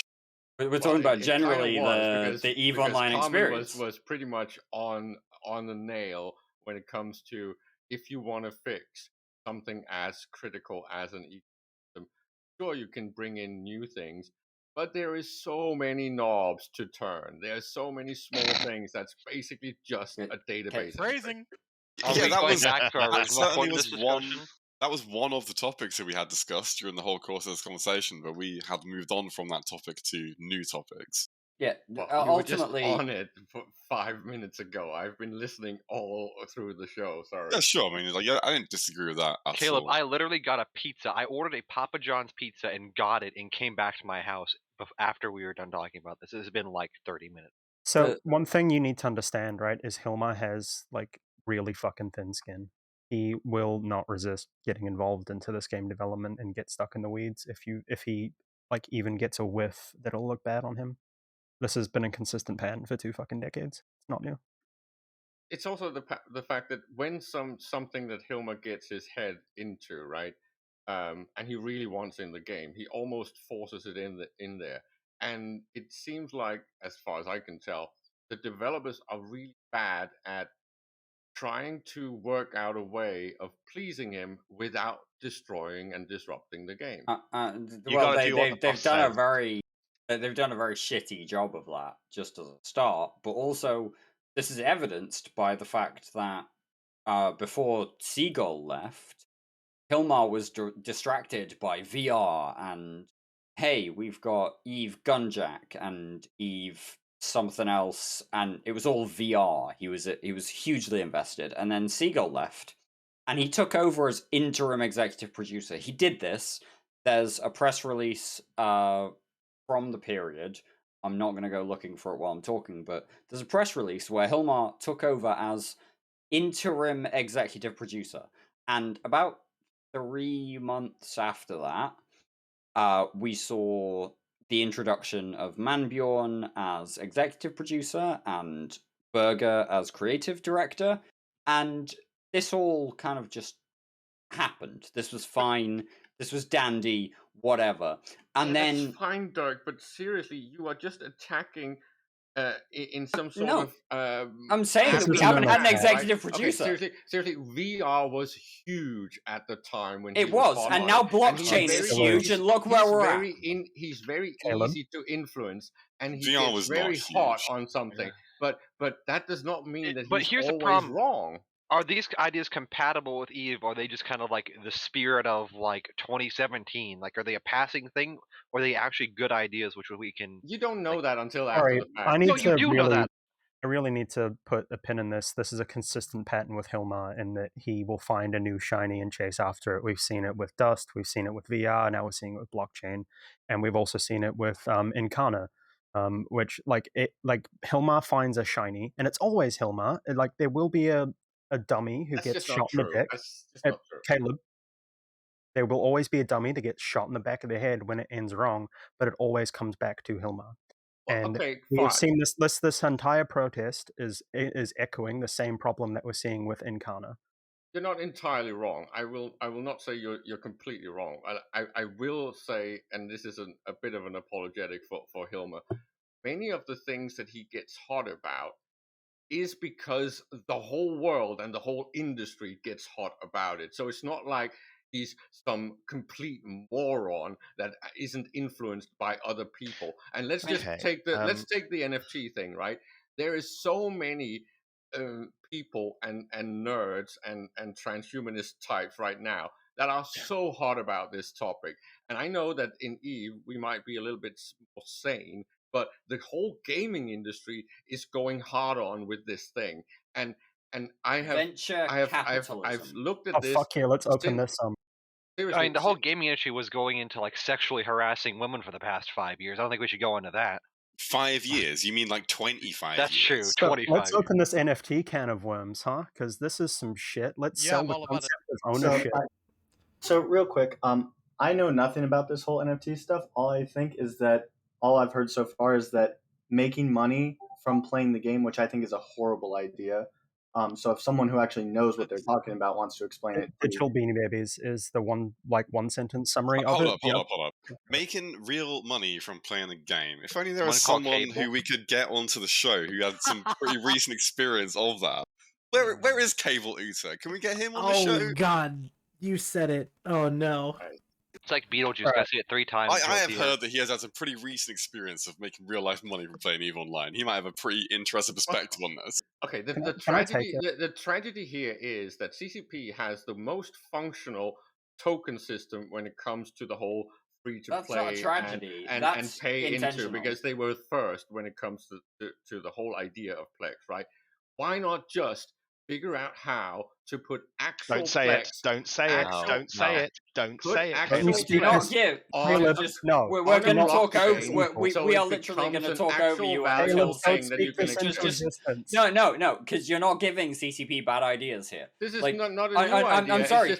When you verbalize ideas and CCP stop just grab yelling them, me down, because it is a fact that everyone out there wants to do something when it comes to, call it, digital property, right? And do they? Property. You're an idiot, Caleb. That's an asset. Well, there we go. You know what's already a non-fungible token? It's already there.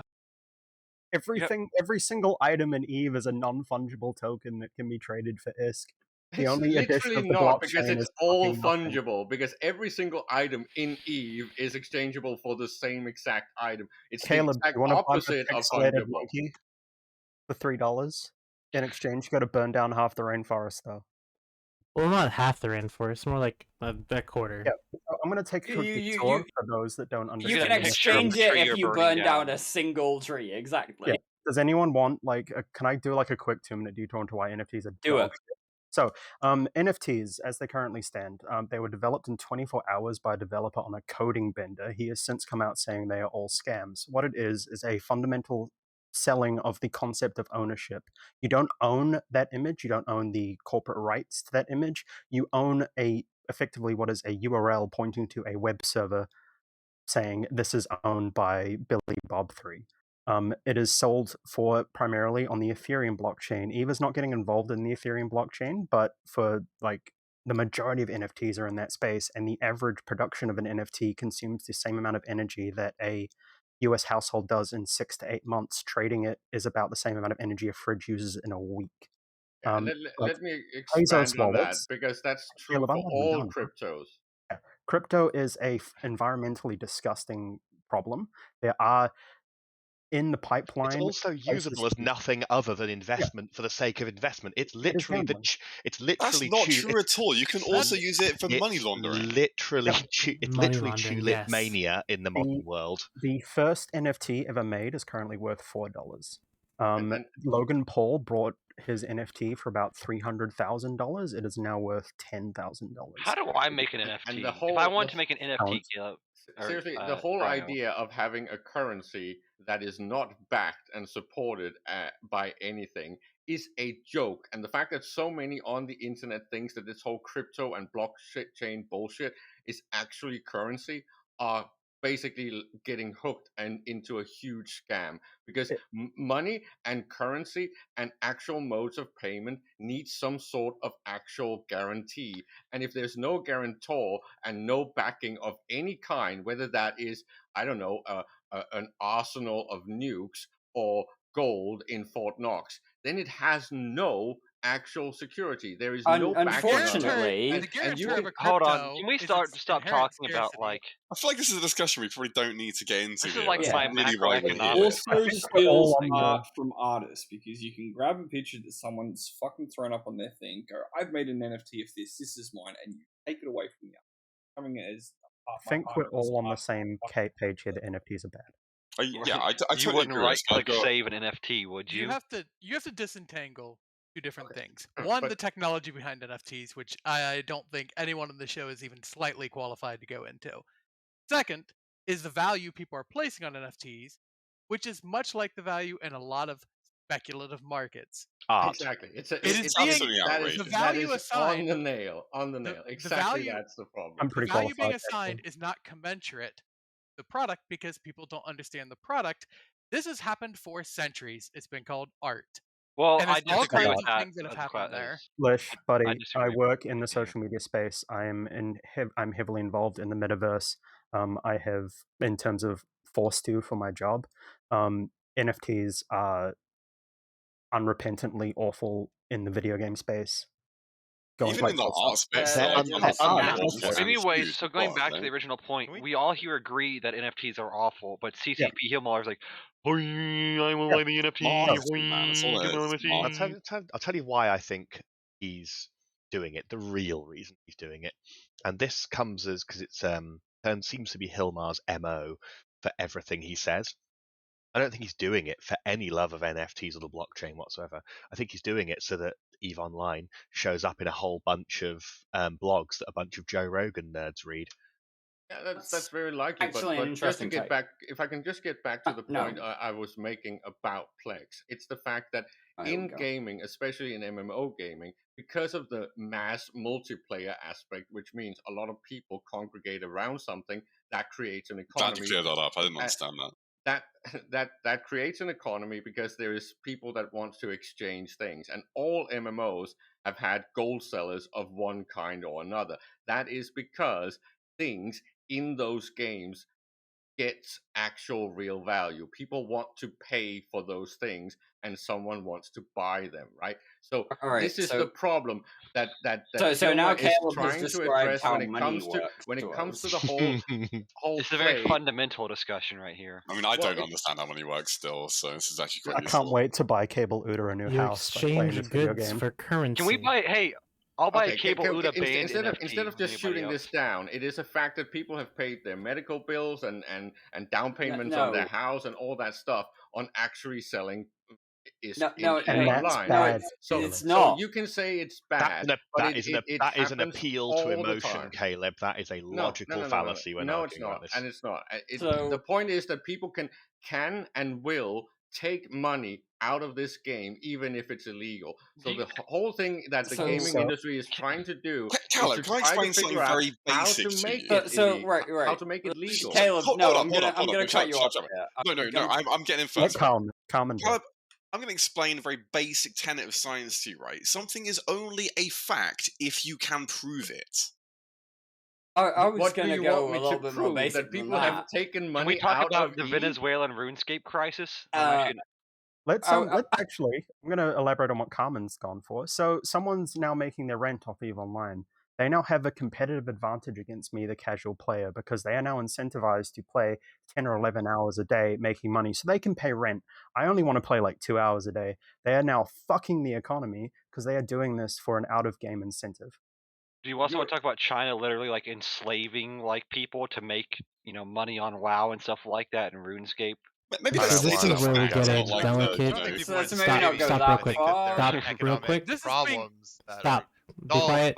Be quiet for a sec. This is where we kind of divert from real life topics. See, that's the thing. That's why RMT is bad, is because it brings real life into a game, and those two things don't often need to mix.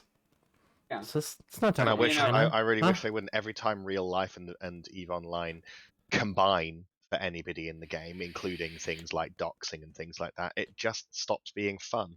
Except meetups. Meetups are fun. Hey, meetups. Yeah. Hey, that chicken. I'm just really jealous that you think playing EVE Online is fun. You don't play EVE Online, Carmen. Real you haven't quick, logged in for months. Someone Me did and ask. Tangent running everything. Someone asked in the chat what's happening in Jita. Right now, it looks like things are kind of dying down a bit, actually. But what's been happening in Jita is a protest, essentially. People are protesting in Jita, many terrible hundreds things. of people are shooting the structure in protest for legitimate reasons, and many other hundreds are doing it because they were told to, essentially by a despot who holds too much power over the politics of this game. Wow. Ooh, Fentimire, let's open this can of worms, baby. Let's go. Sounds like Yes, fake more news fun right can now. of worms. So I think real quick, the I'm not. gauntlet has been So cast out. hello. So real quick, let Riker in. Let Riker in. Say real quick before we actually open up that can of worms, because I actually do want to hear about this can of worms. CCP has actually come out with on their forums and have actually stated, "Hey, there are a couple changes that we're going to make." No, they haven't. They haven't said that there are a number of changes they're going to make. They've said that there are a number of topics that they're going to look at. So, which, if you know, CCP is saying absolutely nothing. So, Fentimire, I know you're going this spot, forcing people to go here. My alliance, Gunstorm Federation, reached out to multiple other alliances. So people who agreed to show up yesterday are Brave, RC, AOM, Winterco and Frat, Silent Company, Red Alliance, RMC, Strybog, Test, and Fire. They all agreed to turn up yesterday. Sure. Hold up. To my knowledge, you did not reach out to Test at all. We saw what you were saying, and we decided of our own volition that we would say to our members that if they were personally upset enough to want to go to those protests, that they should go to it. And you did not reach out to us in any way as agree to support that. I can't talk about that. And okay, so everyone but Test on that list then. People who are going because they have a grievance that they themselves understand is absolutely a super good reason to go and protest. But going because somebody else has decided that they understand for you, that is somebody flexing their far too greater political power in the game. Yeah, somebody deciding what you should or shouldn't do on that topic is certainly something I would not support at all.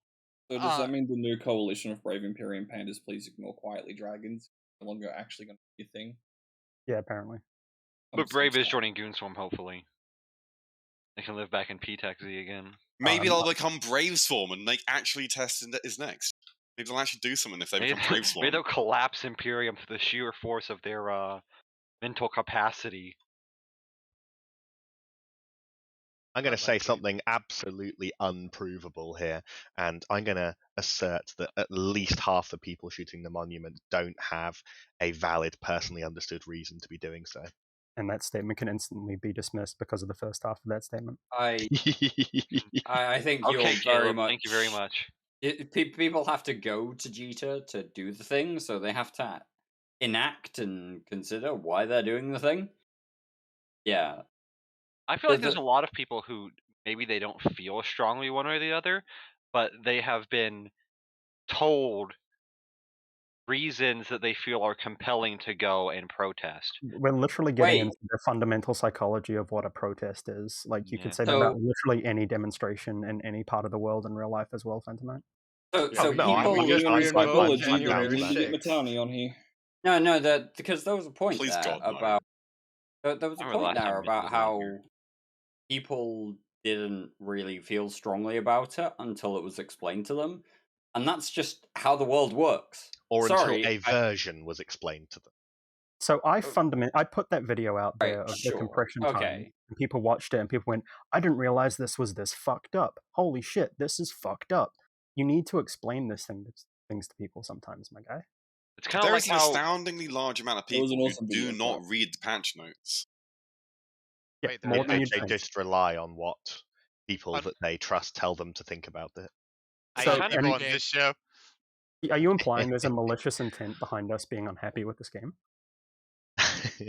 is to Matani benefit going to our open up alliance? East too? I'm implying that the sheer size of groups now allows very few people to exercise great control over what people feel is right for the game. Well, it comes down to an problem with game design. If the game design That's didn't how always support the game. And look blocks. back before even corporations existed, right? You had people posting on old forums propaganda that influenced people outside of their alliance how they think, right?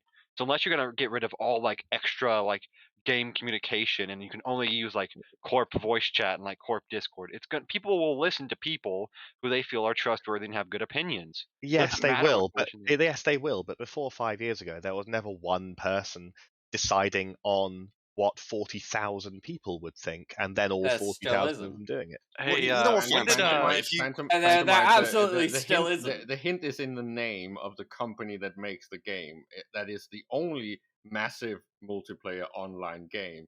It's crowd control production. Phantom, Yeah, if that's genuinely how you feel about it, maybe you should do something about it.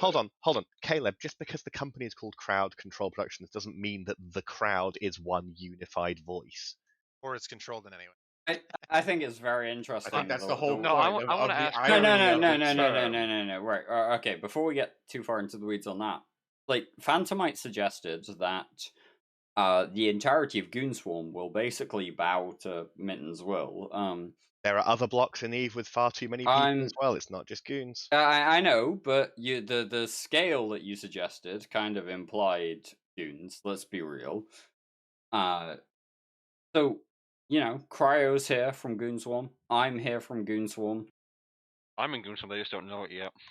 What Jeremy is this is antitrust making thing claims. that Phantomite is on about? That blocks are too big. Cryo, did you come to this conclusion because you were told to by the almighty Matani? But like, we literally have to sit Matani down, heal his eyes open, keep him awake through industry discussion to go why this is bad. Yeah, but that's just his personal stuff, right? Yeah, but he had if we get She's like, in microdosing. the so I'm a director. So we've been having conversations since the patch notes dropped about exactly why this is fucked. And the general conclusion is this is not fucked for us. Like, this is fucked for the entire game.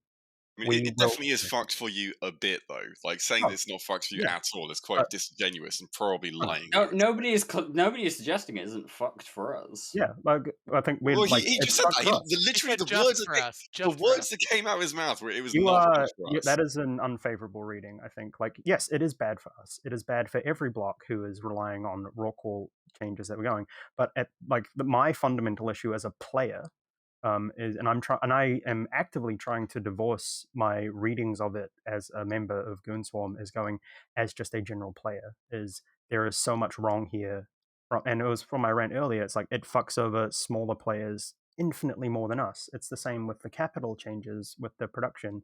It pulls the ladder up behind us, and it comes down to I want more people to shoot, and this change will do nothing to help that. I believe that the very existence of blocks of this size is the number one cause of lack of content. A fundamental game design failure that's been a decade in making. Oh yeah, I get you're living in like 2007, but it's been encouraged and incentivized by the game mechanics for so long. There's no way it was not going to happen. Right. Now No, it's easy to feel. it's a very fair point, but you'll see that. Hey, I'm accepting. It's a very fair point. I'm gonna hold my hand up. I'm a Goonswarm diplomat.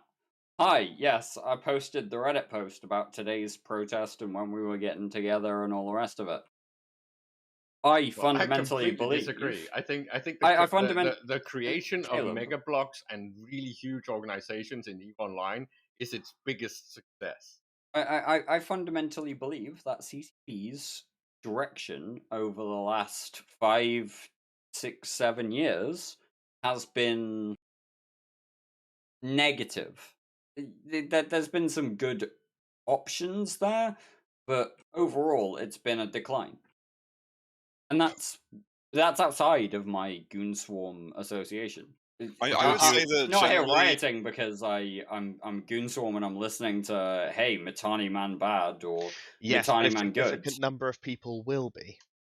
My perspective, based on my own personal experience in the game, is that it feels like the changes that have been made over the last 5 to 7 years or so, they've kind of quite consistently and fundamentally been trying to push everything in the game more towards PvE rather than PvP.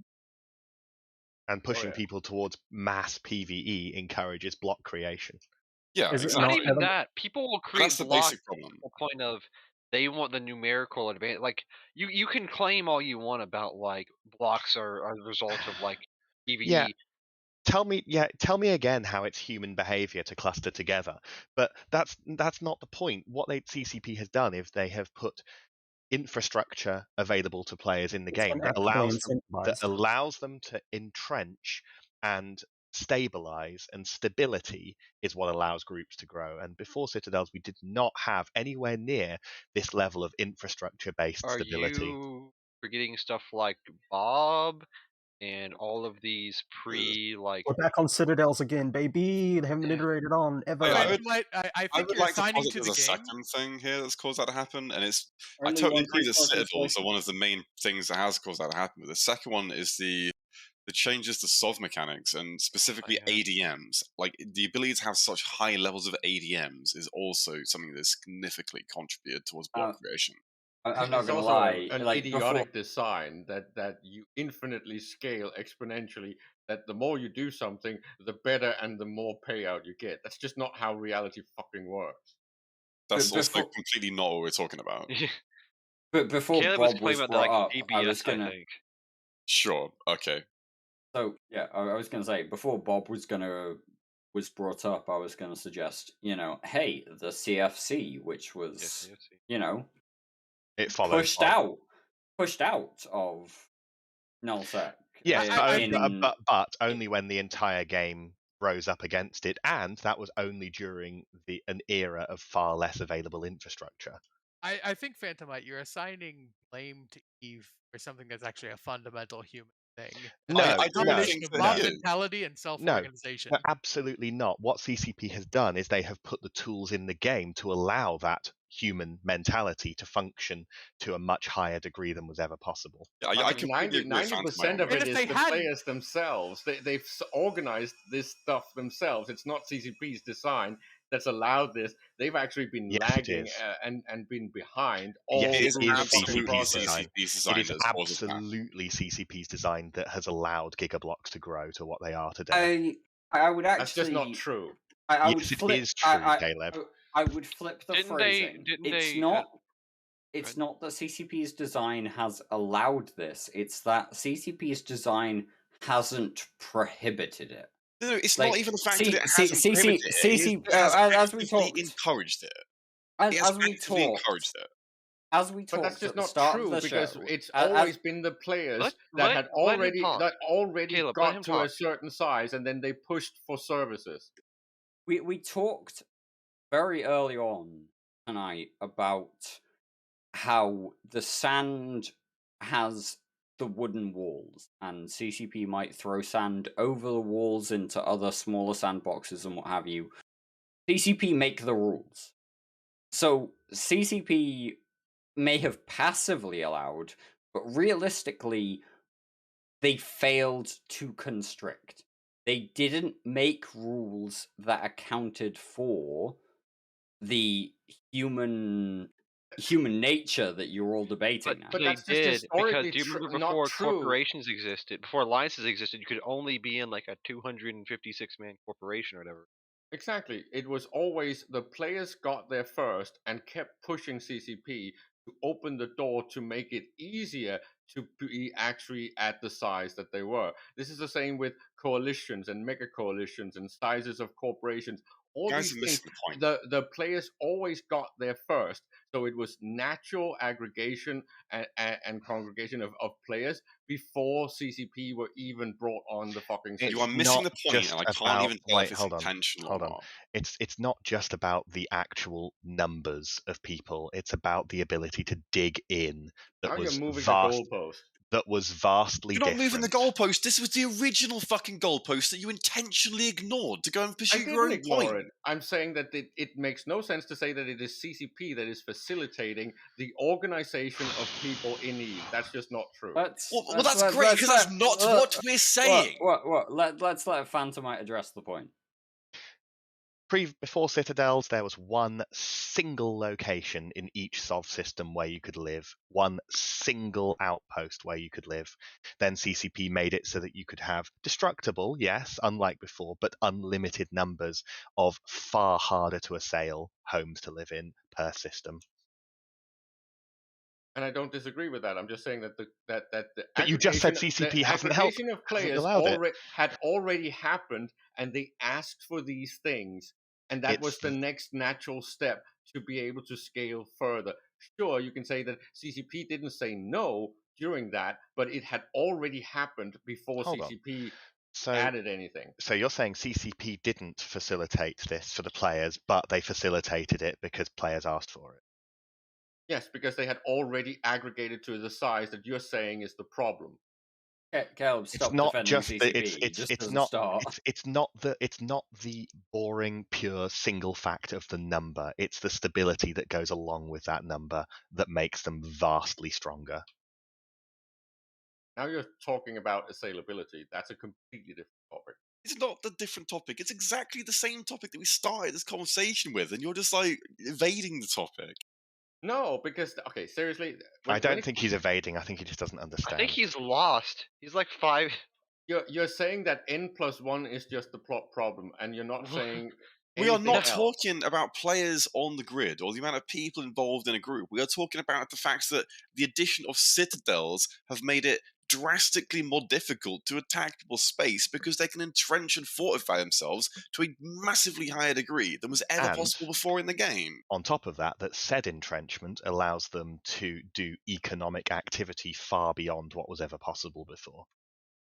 But that's only because it's been added without any downside. You can't argue the point, and I appreciate what you're saying with Caleb.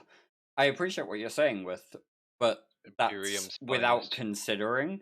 But hey, look at 1DQ. 1DQ has never been assailed properly, and 1DQ is at various points in the history of EVE, and is getting back to that point at this moment, the second largest market hub in the game. This was not previously possible for players. But we discussed this in many times, also on Push to Talk. The problem is that CCP has not allowed any fucking upkeep or overheads or anything that would make it possible to have actual, say, siege warfare. It's just not possible CCP because there is no downside to the design that CCP creates because it's all based on entitlement and being allowed to have all the positives and no negatives. Yeah, that's literally the point that we are making. Like, you are making the same point as us. So we actually all agree and we're friends. I think it's more agree in part, dissent in reason. We're all agreeing, but Caleb is like that I am more focused arguing. on where the mistake is, and it's not necessarily in the players or the players' behavior. It's agree in the fact part, that dissent in part. CCP has not added all the aspects that is supposed to be there in each of their designs. They keep making half-assed fucking solution. How have they not added all of the features that's supposed to be there? We are like 6-7 years on from the introduction of Citadels. Like, it does not take that fucking long to add all the features that were designed to be there. Seven, it comes 7 back years. You can to make our 2 same fucking issue. games in fucking 7 years, dude. But Carmen, it got discontinued. They let it that they pretty much left it alone and didn't finish the iterations that were promised. Which again is a failing on CCP's part, which is again the exact point that we were making. It's one of the issues why we're rioting. Is this lack of Welcome to why we're iteration. at in Jita, boys. Now that we're all caught up, let's open a new can of worms. Yeah, we've brought Caleb up to the right page finally. We have finally joined all the same page. But how many times? How many times have players said that they needed and wanted more overheads or more time? Caleb doesn't want us to move on to the next can of worms. What's the next can of After worms? M2, we know what the cap on fucking the server population is, don't we? Thank you, Billy. It's like 8k people. Yeah, sure. Where's Billy? We're gonna Caleb. He doesn't want me to tell him to fuck off again, probably. Caleb, you're gonna run for CSM this coming year, aren't you? Fuck no, never again. So can we talk about some gameplay killing changes that have been made without any input? That from is us? exactly the game. That is exactly the can of worms that we go to. What I want to Let's talk talk about mobile specifically- observatories. Actually, I want to talk real quick about the ship changes in specific that go aren't rorquals. I want to talk about some of the bonuses assigned because bonuses. all I care about with the mining ship changes is can I now PvP with this in a way I couldn't before? In that kind of term, the answer is mostly no. I agree. The prospect does get a couple of wins that it picks up, but nothing shattering.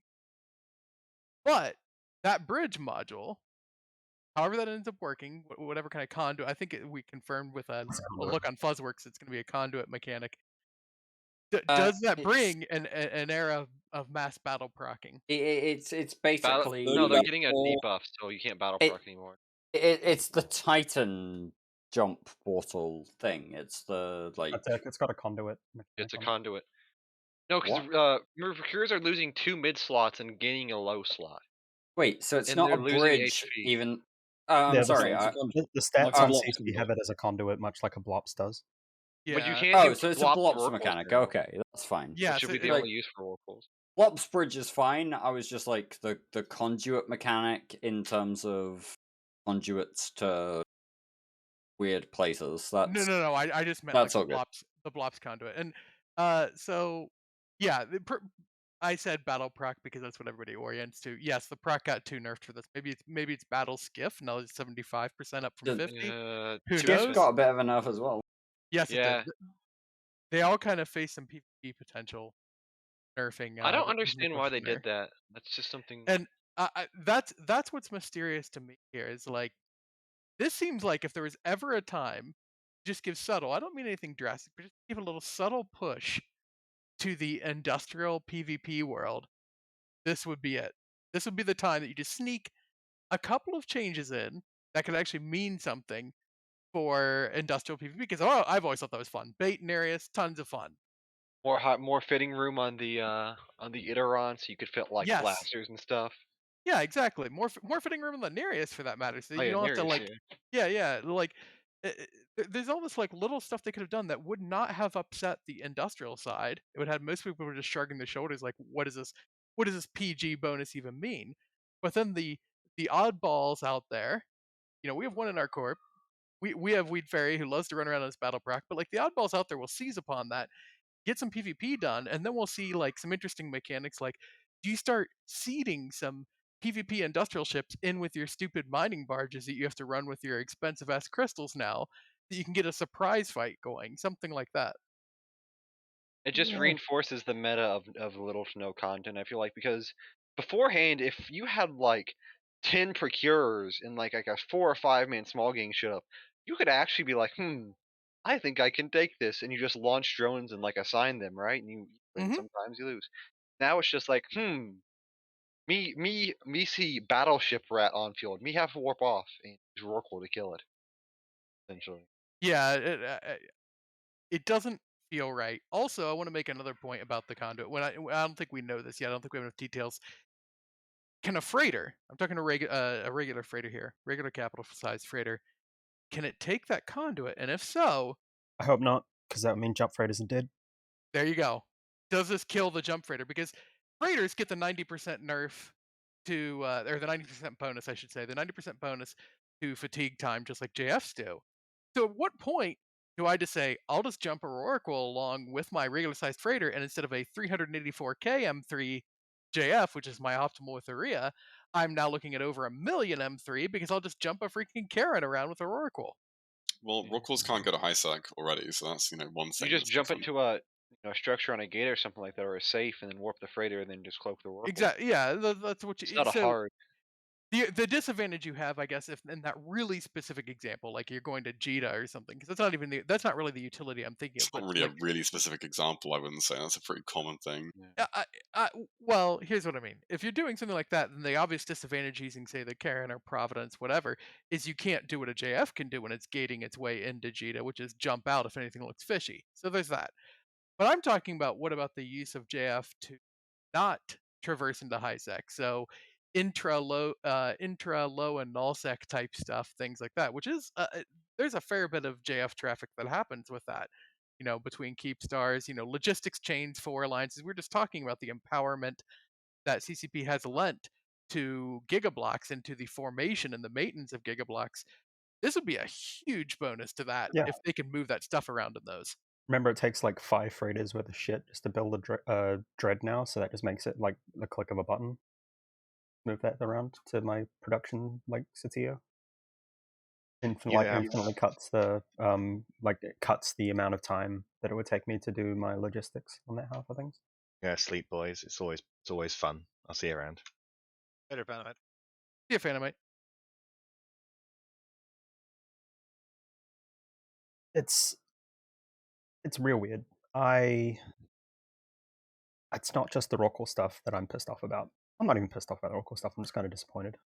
And it comes down to a fundamental messaging issue for me from CCP. They had 5 years of shit pushed out. And 5 years of stick promised with a carrot, and the carrot comes through and it's made of what's that really bad icing they put on cakes? No. Let's not chat shit about icing. The carrot is made of further shits. Yeah, further sticks. Like they just whittle the stick into the shape of a carrot. They've whittled the stick into the shape of a carrot.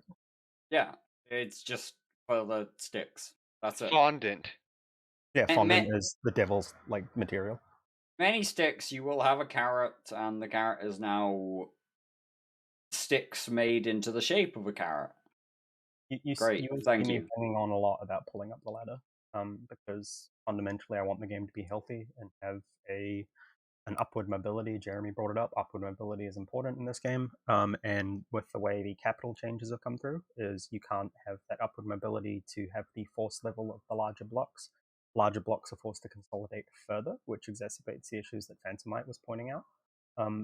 It's an issue where people are prodding the game in ways that they're not taking into account the fact that it is a massively interconnected market and production framework, and due to some of these changes, it is at risk of seizing up, dying. I want to make an example from a recent patch, Crow, on that. The crab beacon, which is arguably some very good ISK in the game.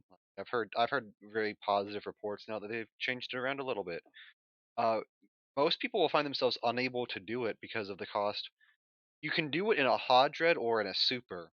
The problem is getting the money to get those and getting the skills. That's part of the social mobility thing. Is a lot of these new activities for people to, these new changes, they don't come with a equal new activity from the new to earn ISK and move up. Like these new exploration sites are supposed to do are really good for new bros, but they make less than just regular exploration. There was a point that Cryo made there that I think needs to be emphasized. There are many changes that have happened. CCP have been doing changes forever and will continue to do changes. But in terms of the player base, we are unfortunately approaching the point where the player base will just seize up and not engage anymore. There needs to be a critical mass in the market of production and things like that. There should be no scenario in which my friend in Delta is owning the Jita market on on Dead Space modules. I'm not going to go into a lot more detail on exactly what Dead Space modules, but he should not be owning that market for 18 hours without anyone outbidding him on buy orders. No one's like, that is such fucked market volume. Like, that is a bad sign in terms of ISK volume moving throughout the market. Like, there's just not enough transactions happening to stimulate the economy of EVE Online. If you looked at the velocity of ISK, it's approaching sub 1 level. So every 1 ISK somebody makes, they're not even moving an ISK. They're moving less than 1 ISK. That's a great way to track what's going on right now. It'd be a very good way to track when whatever comes of the quadrant patches actually hits live is ISK velocity. That's an incredibly important mechanic to track for this. The issue that strikes there is that CCP don't have their MER tuning right enough that ISK velocity is an accurate accounting. Like, we track as players our market input versus our market output. We can see our own ISK velocity on that level. But CCP, the MER is fucked as well. And we've been telling them that for years. But and it doesn't help they that haven't done chase anything. away professional traders, right? They've basically nerfed and killed the gameplay that made it a vibrant market. So unfortunately, you can't even trust CCP's own numbers on the ISK velocity of trading at the same time as ISK trading, and the ISK velocity is a major marker of the health of the economy. It's I'll put some numbers out here. We're in a bad situation. I'll put some numbers. It is one data point. Please take into account this is one data point, but it is from a data point of someone who is lost in the source of Judah markets. So it is a good canary in the coal mine. He would recently be pushing 10 to 40 billion in sales while he slept, just in terms of things that are selling. Now he's lucky to hit 10. Also, if you look at CCP's own numbers and the velocity of ISK, it's more than halved since the start of 2018. I mean, I know you're talking about how CCP's numbers were bad, but you know, a broken clock is right twice a day, and I think half of the ISK moving, half velocity is a reasonable thing. They have to have expected that with scarcity happening, though, right? I think I prefer Cryo's reference of canary in the coal mine. Yeah. Canary in the coal mine, was sorry. closer when it comes to the problem with competition, right? Because when you remove competition from an exchange-based market like EVE Online, what you're effectively doing is you're reducing the amount of times that anything exchanges hands. And if that is reduced, the velocity of this goes down tremendously. I'm not sure that was the point, but it is something. Because the velocity of this is really massively sensitive to how many times something flips back and forth between players, right? So the point is, if you're removing competition, there are less people able to compete in something like the market you're mentioning. But it's the same in the Plex market. It's the same in the mineral market. As long as you reduce the amount of actual participants, basically tanking the velocity and the economy.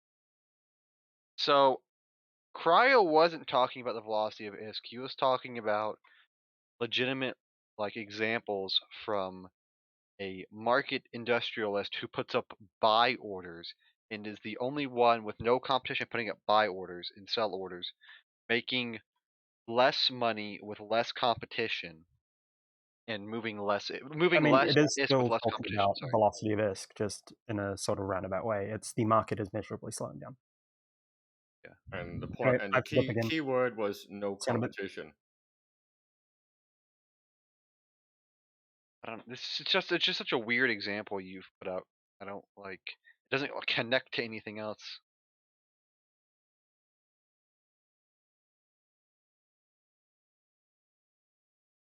I mean, you could explain it. Like, where's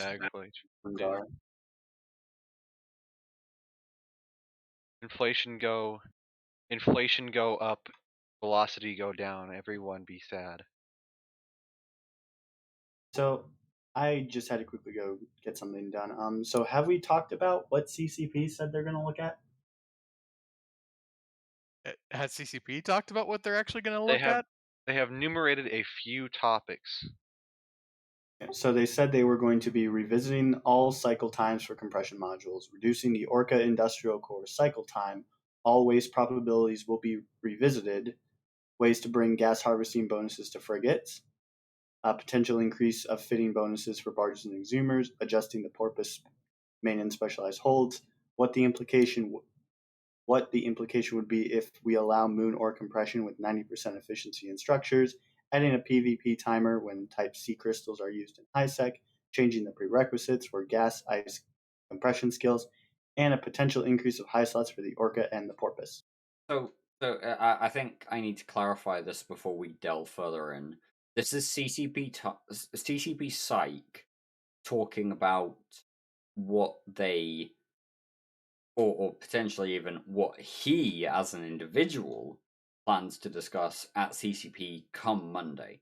Yes, this is not stuff that they said they're going to be changing. This is so far only one dev has said that he's going to look at it.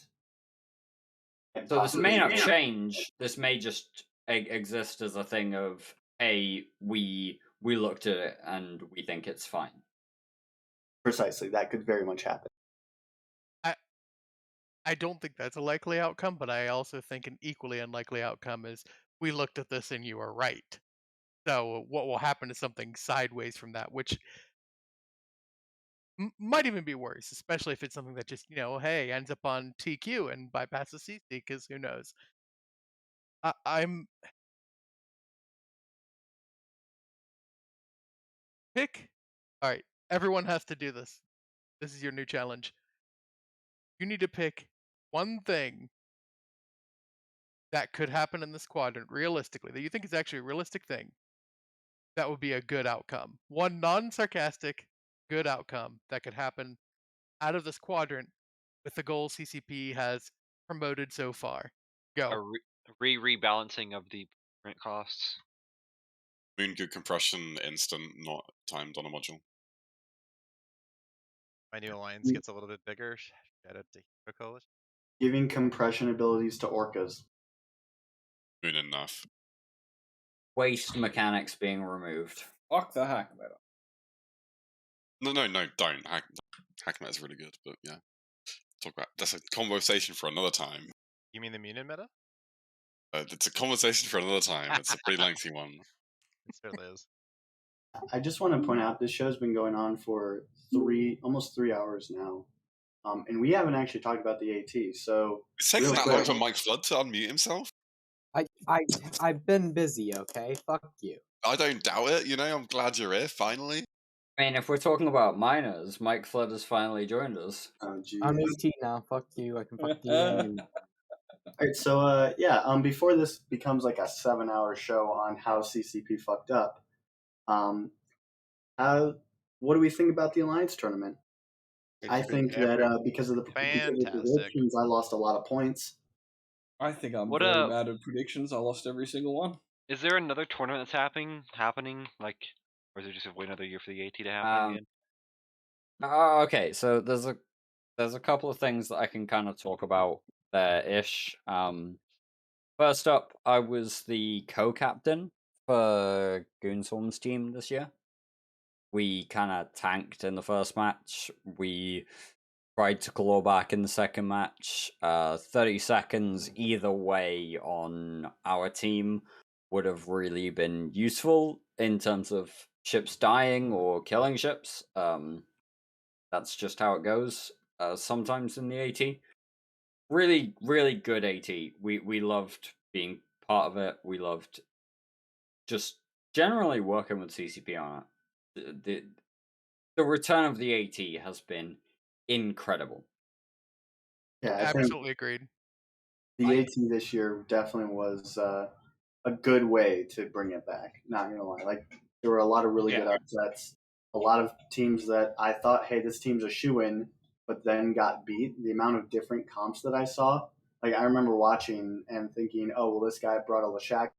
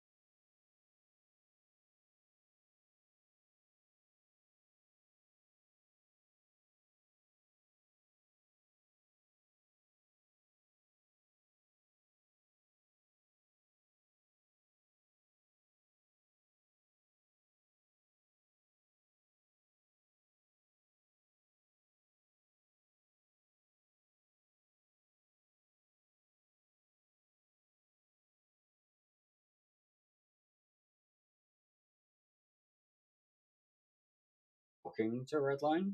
He's There back. he is. Messaged him. Hey, And Redline's now back. let's go back. Let's rewind in time. I'm sorry, how long was Okay, it quiet? So can you hear us stream? Everybody can hear you. Oh no, I want confirmation from the stream, not from Okay, you. they're saying yes. Wonderful. So I was saying while I'm there that CCP's AT, this was the most subscribed AT since like AT15, and AT15 was the most subscribed AT historically. This AT has been great fun. The Goon Swarm team is looking forward to the next one. It's going to be great. There was a whole deal about the AT that was also fun though, which was a shift in the prize structure. Yeah, that was a fantastic move. Absolutely fantastic move. Really good move from CCP. Just generally, this AT has been a ton of fun. Very, very happy with it. I'm looking forward to the next one. Yeah, definitely wanted a different outcome for Fancy Pants. So I was co-captain of the Fancy Pants team. We definitely wanted a different outcome. We were one win away from those AT ships, from the top 16 prizes, and we had hoped to be able to beat Network. We're not able to. Even so, I got to say at the end of it, it never feels good to not win, right? But I didn't feel like I lost or our team lost, because competing in the AT, it frankly feels like an honor without trying to sound too sappy about it. But also, it was a hell of a lot of fun. It was a lot of fun scrimming Dirk and his team, and Rote and Forsaken Empire and Exodus and all the many teams we scrimmed. It was a lot of fun scrimming all of them, and just preparation. Even though it was hard work and stressful, it was still really cool. Yeah, exactly. You never go into the AT anticipating that you're gonna lose twice in a row. You always go into it on the basis that, hey, you can do something with the right team at the right time. You can do something for sure. And we Goonswarm went into the AT with that attitude. It's a ton of fun. And I, you know what? I'm gonna break away from what the AT is for the players and say a huge thank you to the CCP community team. And I'm gonna be very clear here: we would not have an AT without the CCP community team. Without CCP Aurora, CCP Swift supporting her, and the further community team, we would not see the AT right now. Definitely true, and also all the people who helped and joined in and supporting that from ISD and EVNT. Awesome. It's a big old community effort making the AT happen, making other tournaments happen. It really, the community team deserve all of our support, and they did it without further CCP interaction. They had to figure out their own budget. They had to do the AT in their own time. It's a hell of a lot of, hey, the community team wants this. The community as a whole wants this. CCP management, where are you? And I suppose this comes back to the G riots.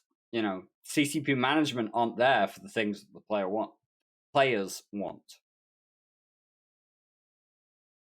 Yeah, that it's definitely an echo when you look at what it took to make this happen, and you look at what people are discontented about in a larger scale, a more philosophical scale. I do want to briefly nerd out about this meta, though. Like, if you look, they threw some stats on screen about the diversity of ships, things like that, in this versus previous. You mean metas. in the AT, right? Yeah, in the AT. Yeah, so the diversity of ships that were fielded in the AT, pretty large, and some unexpected meta more. So I think when we saw the feeders start, I think there was a lot of like gentle stepping into the water. Besides some interesting meme comps people brought out that I think were intentionally designed as meme comps. There's some interesting towing in the water that was pretty much a continuation of 2 years ago AT, and it was quickly like sorted out. Here's what's going to carry through. Here's what, some things were fully expected. Nighthawk Loki, super strong, ban it a lot. It carries through a lot. It shows up on a field. Terrible things are probably going to happen for the team. But then we saw a few things that were traditionally thought of as, oh, this is going to carry an AT match through, like Leshak. And Leshak did not fare statistically well. I think we saw a total of 2 wins out of Leshak comps, if I track that right, maybe 3. I think it was just 2 wins out of Leshak comps. And we also saw that this interesting shift from the super tanky, I think they even talked about this, like where Iderons were literally being brought on field in the AT comps just to chuck 3,200 capacitor boosters, brick tanked battleships.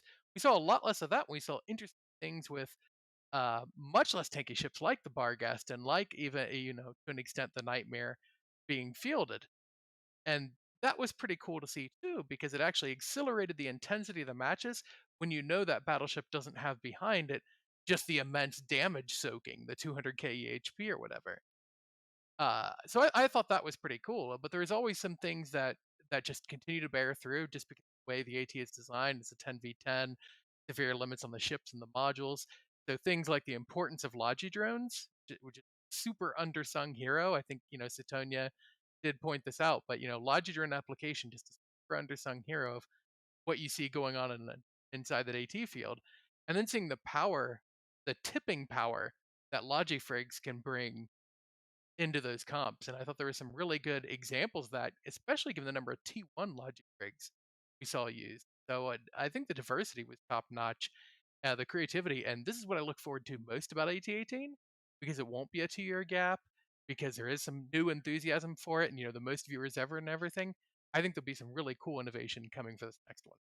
I'm already working on trying to encourage an AT18 Goonswarm team. We're going to be there for sure. Yeah, we're doing the same with Fancy Pants already. Most of us on the team have already been talking about the next year. We were talking about next year like while we were being teleported off field during our last match, and that was just cool. That was like a goosebumps moment, honestly. Like hearing my team talk about that and us just like talking about like just like a natural like AT18. This is what's happening. Here's what we're doing. Here's how we'll face things, because it was our first AT for everyone on our team. We had no returning veterans or no benefit of that. Fortunately / unfortunately, we just kind of rushed headlong into it and tried to figure things out as we went. Sometimes successfully, sometimes really unsuccessfully. But it was a hell of a lot of fun, and I think we're going to see a lot more new blood come in, and that's just going to be fantastic. Congratulations on that. But yeah, I'm just going to say, the AT is a thing that has kept a bunch of our team playing EVE Online. This cycles back into why else would we play EVE? The AT is a community thing at its heart. It's about the players who want to be interacting and doing things regardless of the current game mechanics. And at the end of the day, it takes a hell of a lot of player effort to make an AT team work. Absolutely, a lot of player effort and a lot of raw emotions, because things are. Sarah and I were talking about this last week. Sarah Barnes from Waffles, but you go through these huge mountains and valleys as part of preparing for AT. Getting together for scrims, losing scrims, winning scrims. Figuring out stuff just totally doesn't work, and then also just like the stress, of just all that stress and interaction that comes naturally at EVE, but greatly magnified, because what you're finally preparing for after months and months and months is not a years-long war in which there'll be 100 fleets over the course of a month. You're preparing for 10 minutes or less in an arena, and then you're teleported out, and boom, it's over. And then another 10 minutes, and hopefully a few more 10-minute spans. You're preparing for 2 weekends, but doing it for months, the intensity is unreal. It's very different, and still, we're here talking about why the current nullsec meta, the current lowsec meta, highsec meta, wormhole meta, whatever, is not great. We have this once in a year focus on tranquility, but we're still here talking about the overall health of the game because turns out the health of the game impacts the Alliance tournament. Yes. And I also think that the adaptation. So I'm not 100% savvy on rules for 16. So here's where I think you'll be much more up on it, Dirk. But from my understanding of the adaptation and how the rules were modernized between 16 and 18, but still built upon, still iterative, where it wasn't like a complete flip of everything. It seems really nice. I thought the rule set for this AT was very fair. I thought the rules made sense and created a hell of a challenge for fitting with how you could do things, what you could and couldn't do. I thought the faction drones rule was brilliant. Introducing the faction drones actually created some nice counterplay that you wouldn't have access to otherwise. So I really enjoyed that, and I also even enjoyed the bans on certain battleships from being flags, which Aurora talked about on CCP stream during the AT. I thought those were quality as well. Yeah, it's all about like finding the right. It's about finding I'm trying to avoid using the word balance, but that's really where it lies. It's about finding a balance for the rule set. It's about finding a balance for the players who want to participate. It's a really tricky thing to do to build a rule set, and I say that as somebody who's been involved in the last Anger Games and is, probably going to be involved in the coming Anger Games as and when that happens. It's a weird situation, but certainly it's something that players engage with. And that's totally true. Like the Alliance tournament, everybody loves the Alliance tournament. Everybody watches, loves getting together to watch some ships blow up and watch some expert piloting. The show's going on roughly 3 hours now. It's getting kind of late for some of us. I know for me, I'm gonna have to go and get stuff done and be an adult. So I guess, is there any final things that people want to talk about and really feel strongly about?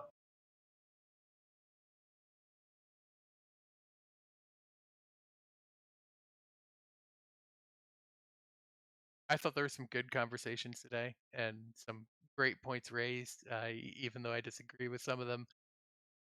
Definitely thanks everyone on, and I think we need kind of persistent passion, not just by showing up in JITA, but also by encouraging more community participation. Think about how the AT was growing, things like that. It's going to be unity efforts that raise the voice, and it's going to have to be continuous and meaningful community efforts to get sustained. I think you're spot on with it. As long as people are still at least able to be angry, yeah. Absolutely fantastic point. The issue is that CCP can't rely on us to keep the community engaged. Right? Like, we all care. We've all spent 3 hours talking about how we care. We do.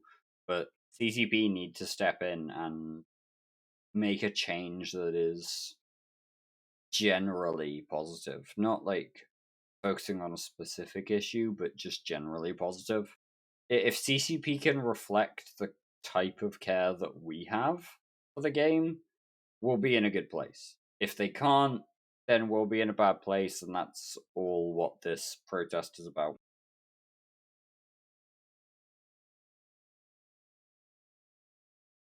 Okay, well, I think that about wraps things up. Any final things? Loki, want you to show your corp a little bit? Yeah, dude. Shout out to IQ300, the corp that I run. A Hero Coalition dot. Congrats. Well, why were there no AT ships in the AT? That's my question. I think that was a good thing. That would have really, we would have lost harder. Yeah, not having an AT ships, I think it's friendly to not allow them. Maybe you alternate or something like that. But selfishly, I'm glad they weren't there. Realistically, I also think it was good that they weren't there. I want to see some die though. That's my thing. I think we actually I think that should be a thing in a separate tournament, but that's a very controversial statement. Maybe even one for another time. But it's spot on. It should be in the player-created one. Then it creates a lot more drama. Oh yes, because then there'll be accusations of collusion by the organizers. Exactly. I can't and, wait. And then you know what happens after that then? Then the chat time in here gets set to 60 minutes. I can't wait. The content just writes itself. Fuck you, Mike. I mean, where would any chat be set to a 60-minute delay? Yeah. Use the other one, guys. And with that, I just want to thank the guests. Actually, Ish, was there one thing you wanted to say? Sorry to cut you off. No, I just want to say great show and thanks everyone. To go on. All right. Well, if y'all enjoy what you're watching, New Eden Post streams E-related content every Tuesday, Thursday, and also Saturday, I believe, and then whenever something happens, as well as Sunday. If you guys like what you see, hit that follow button. Remember, always bubble wrap your Keepstars, and we'll see you next time.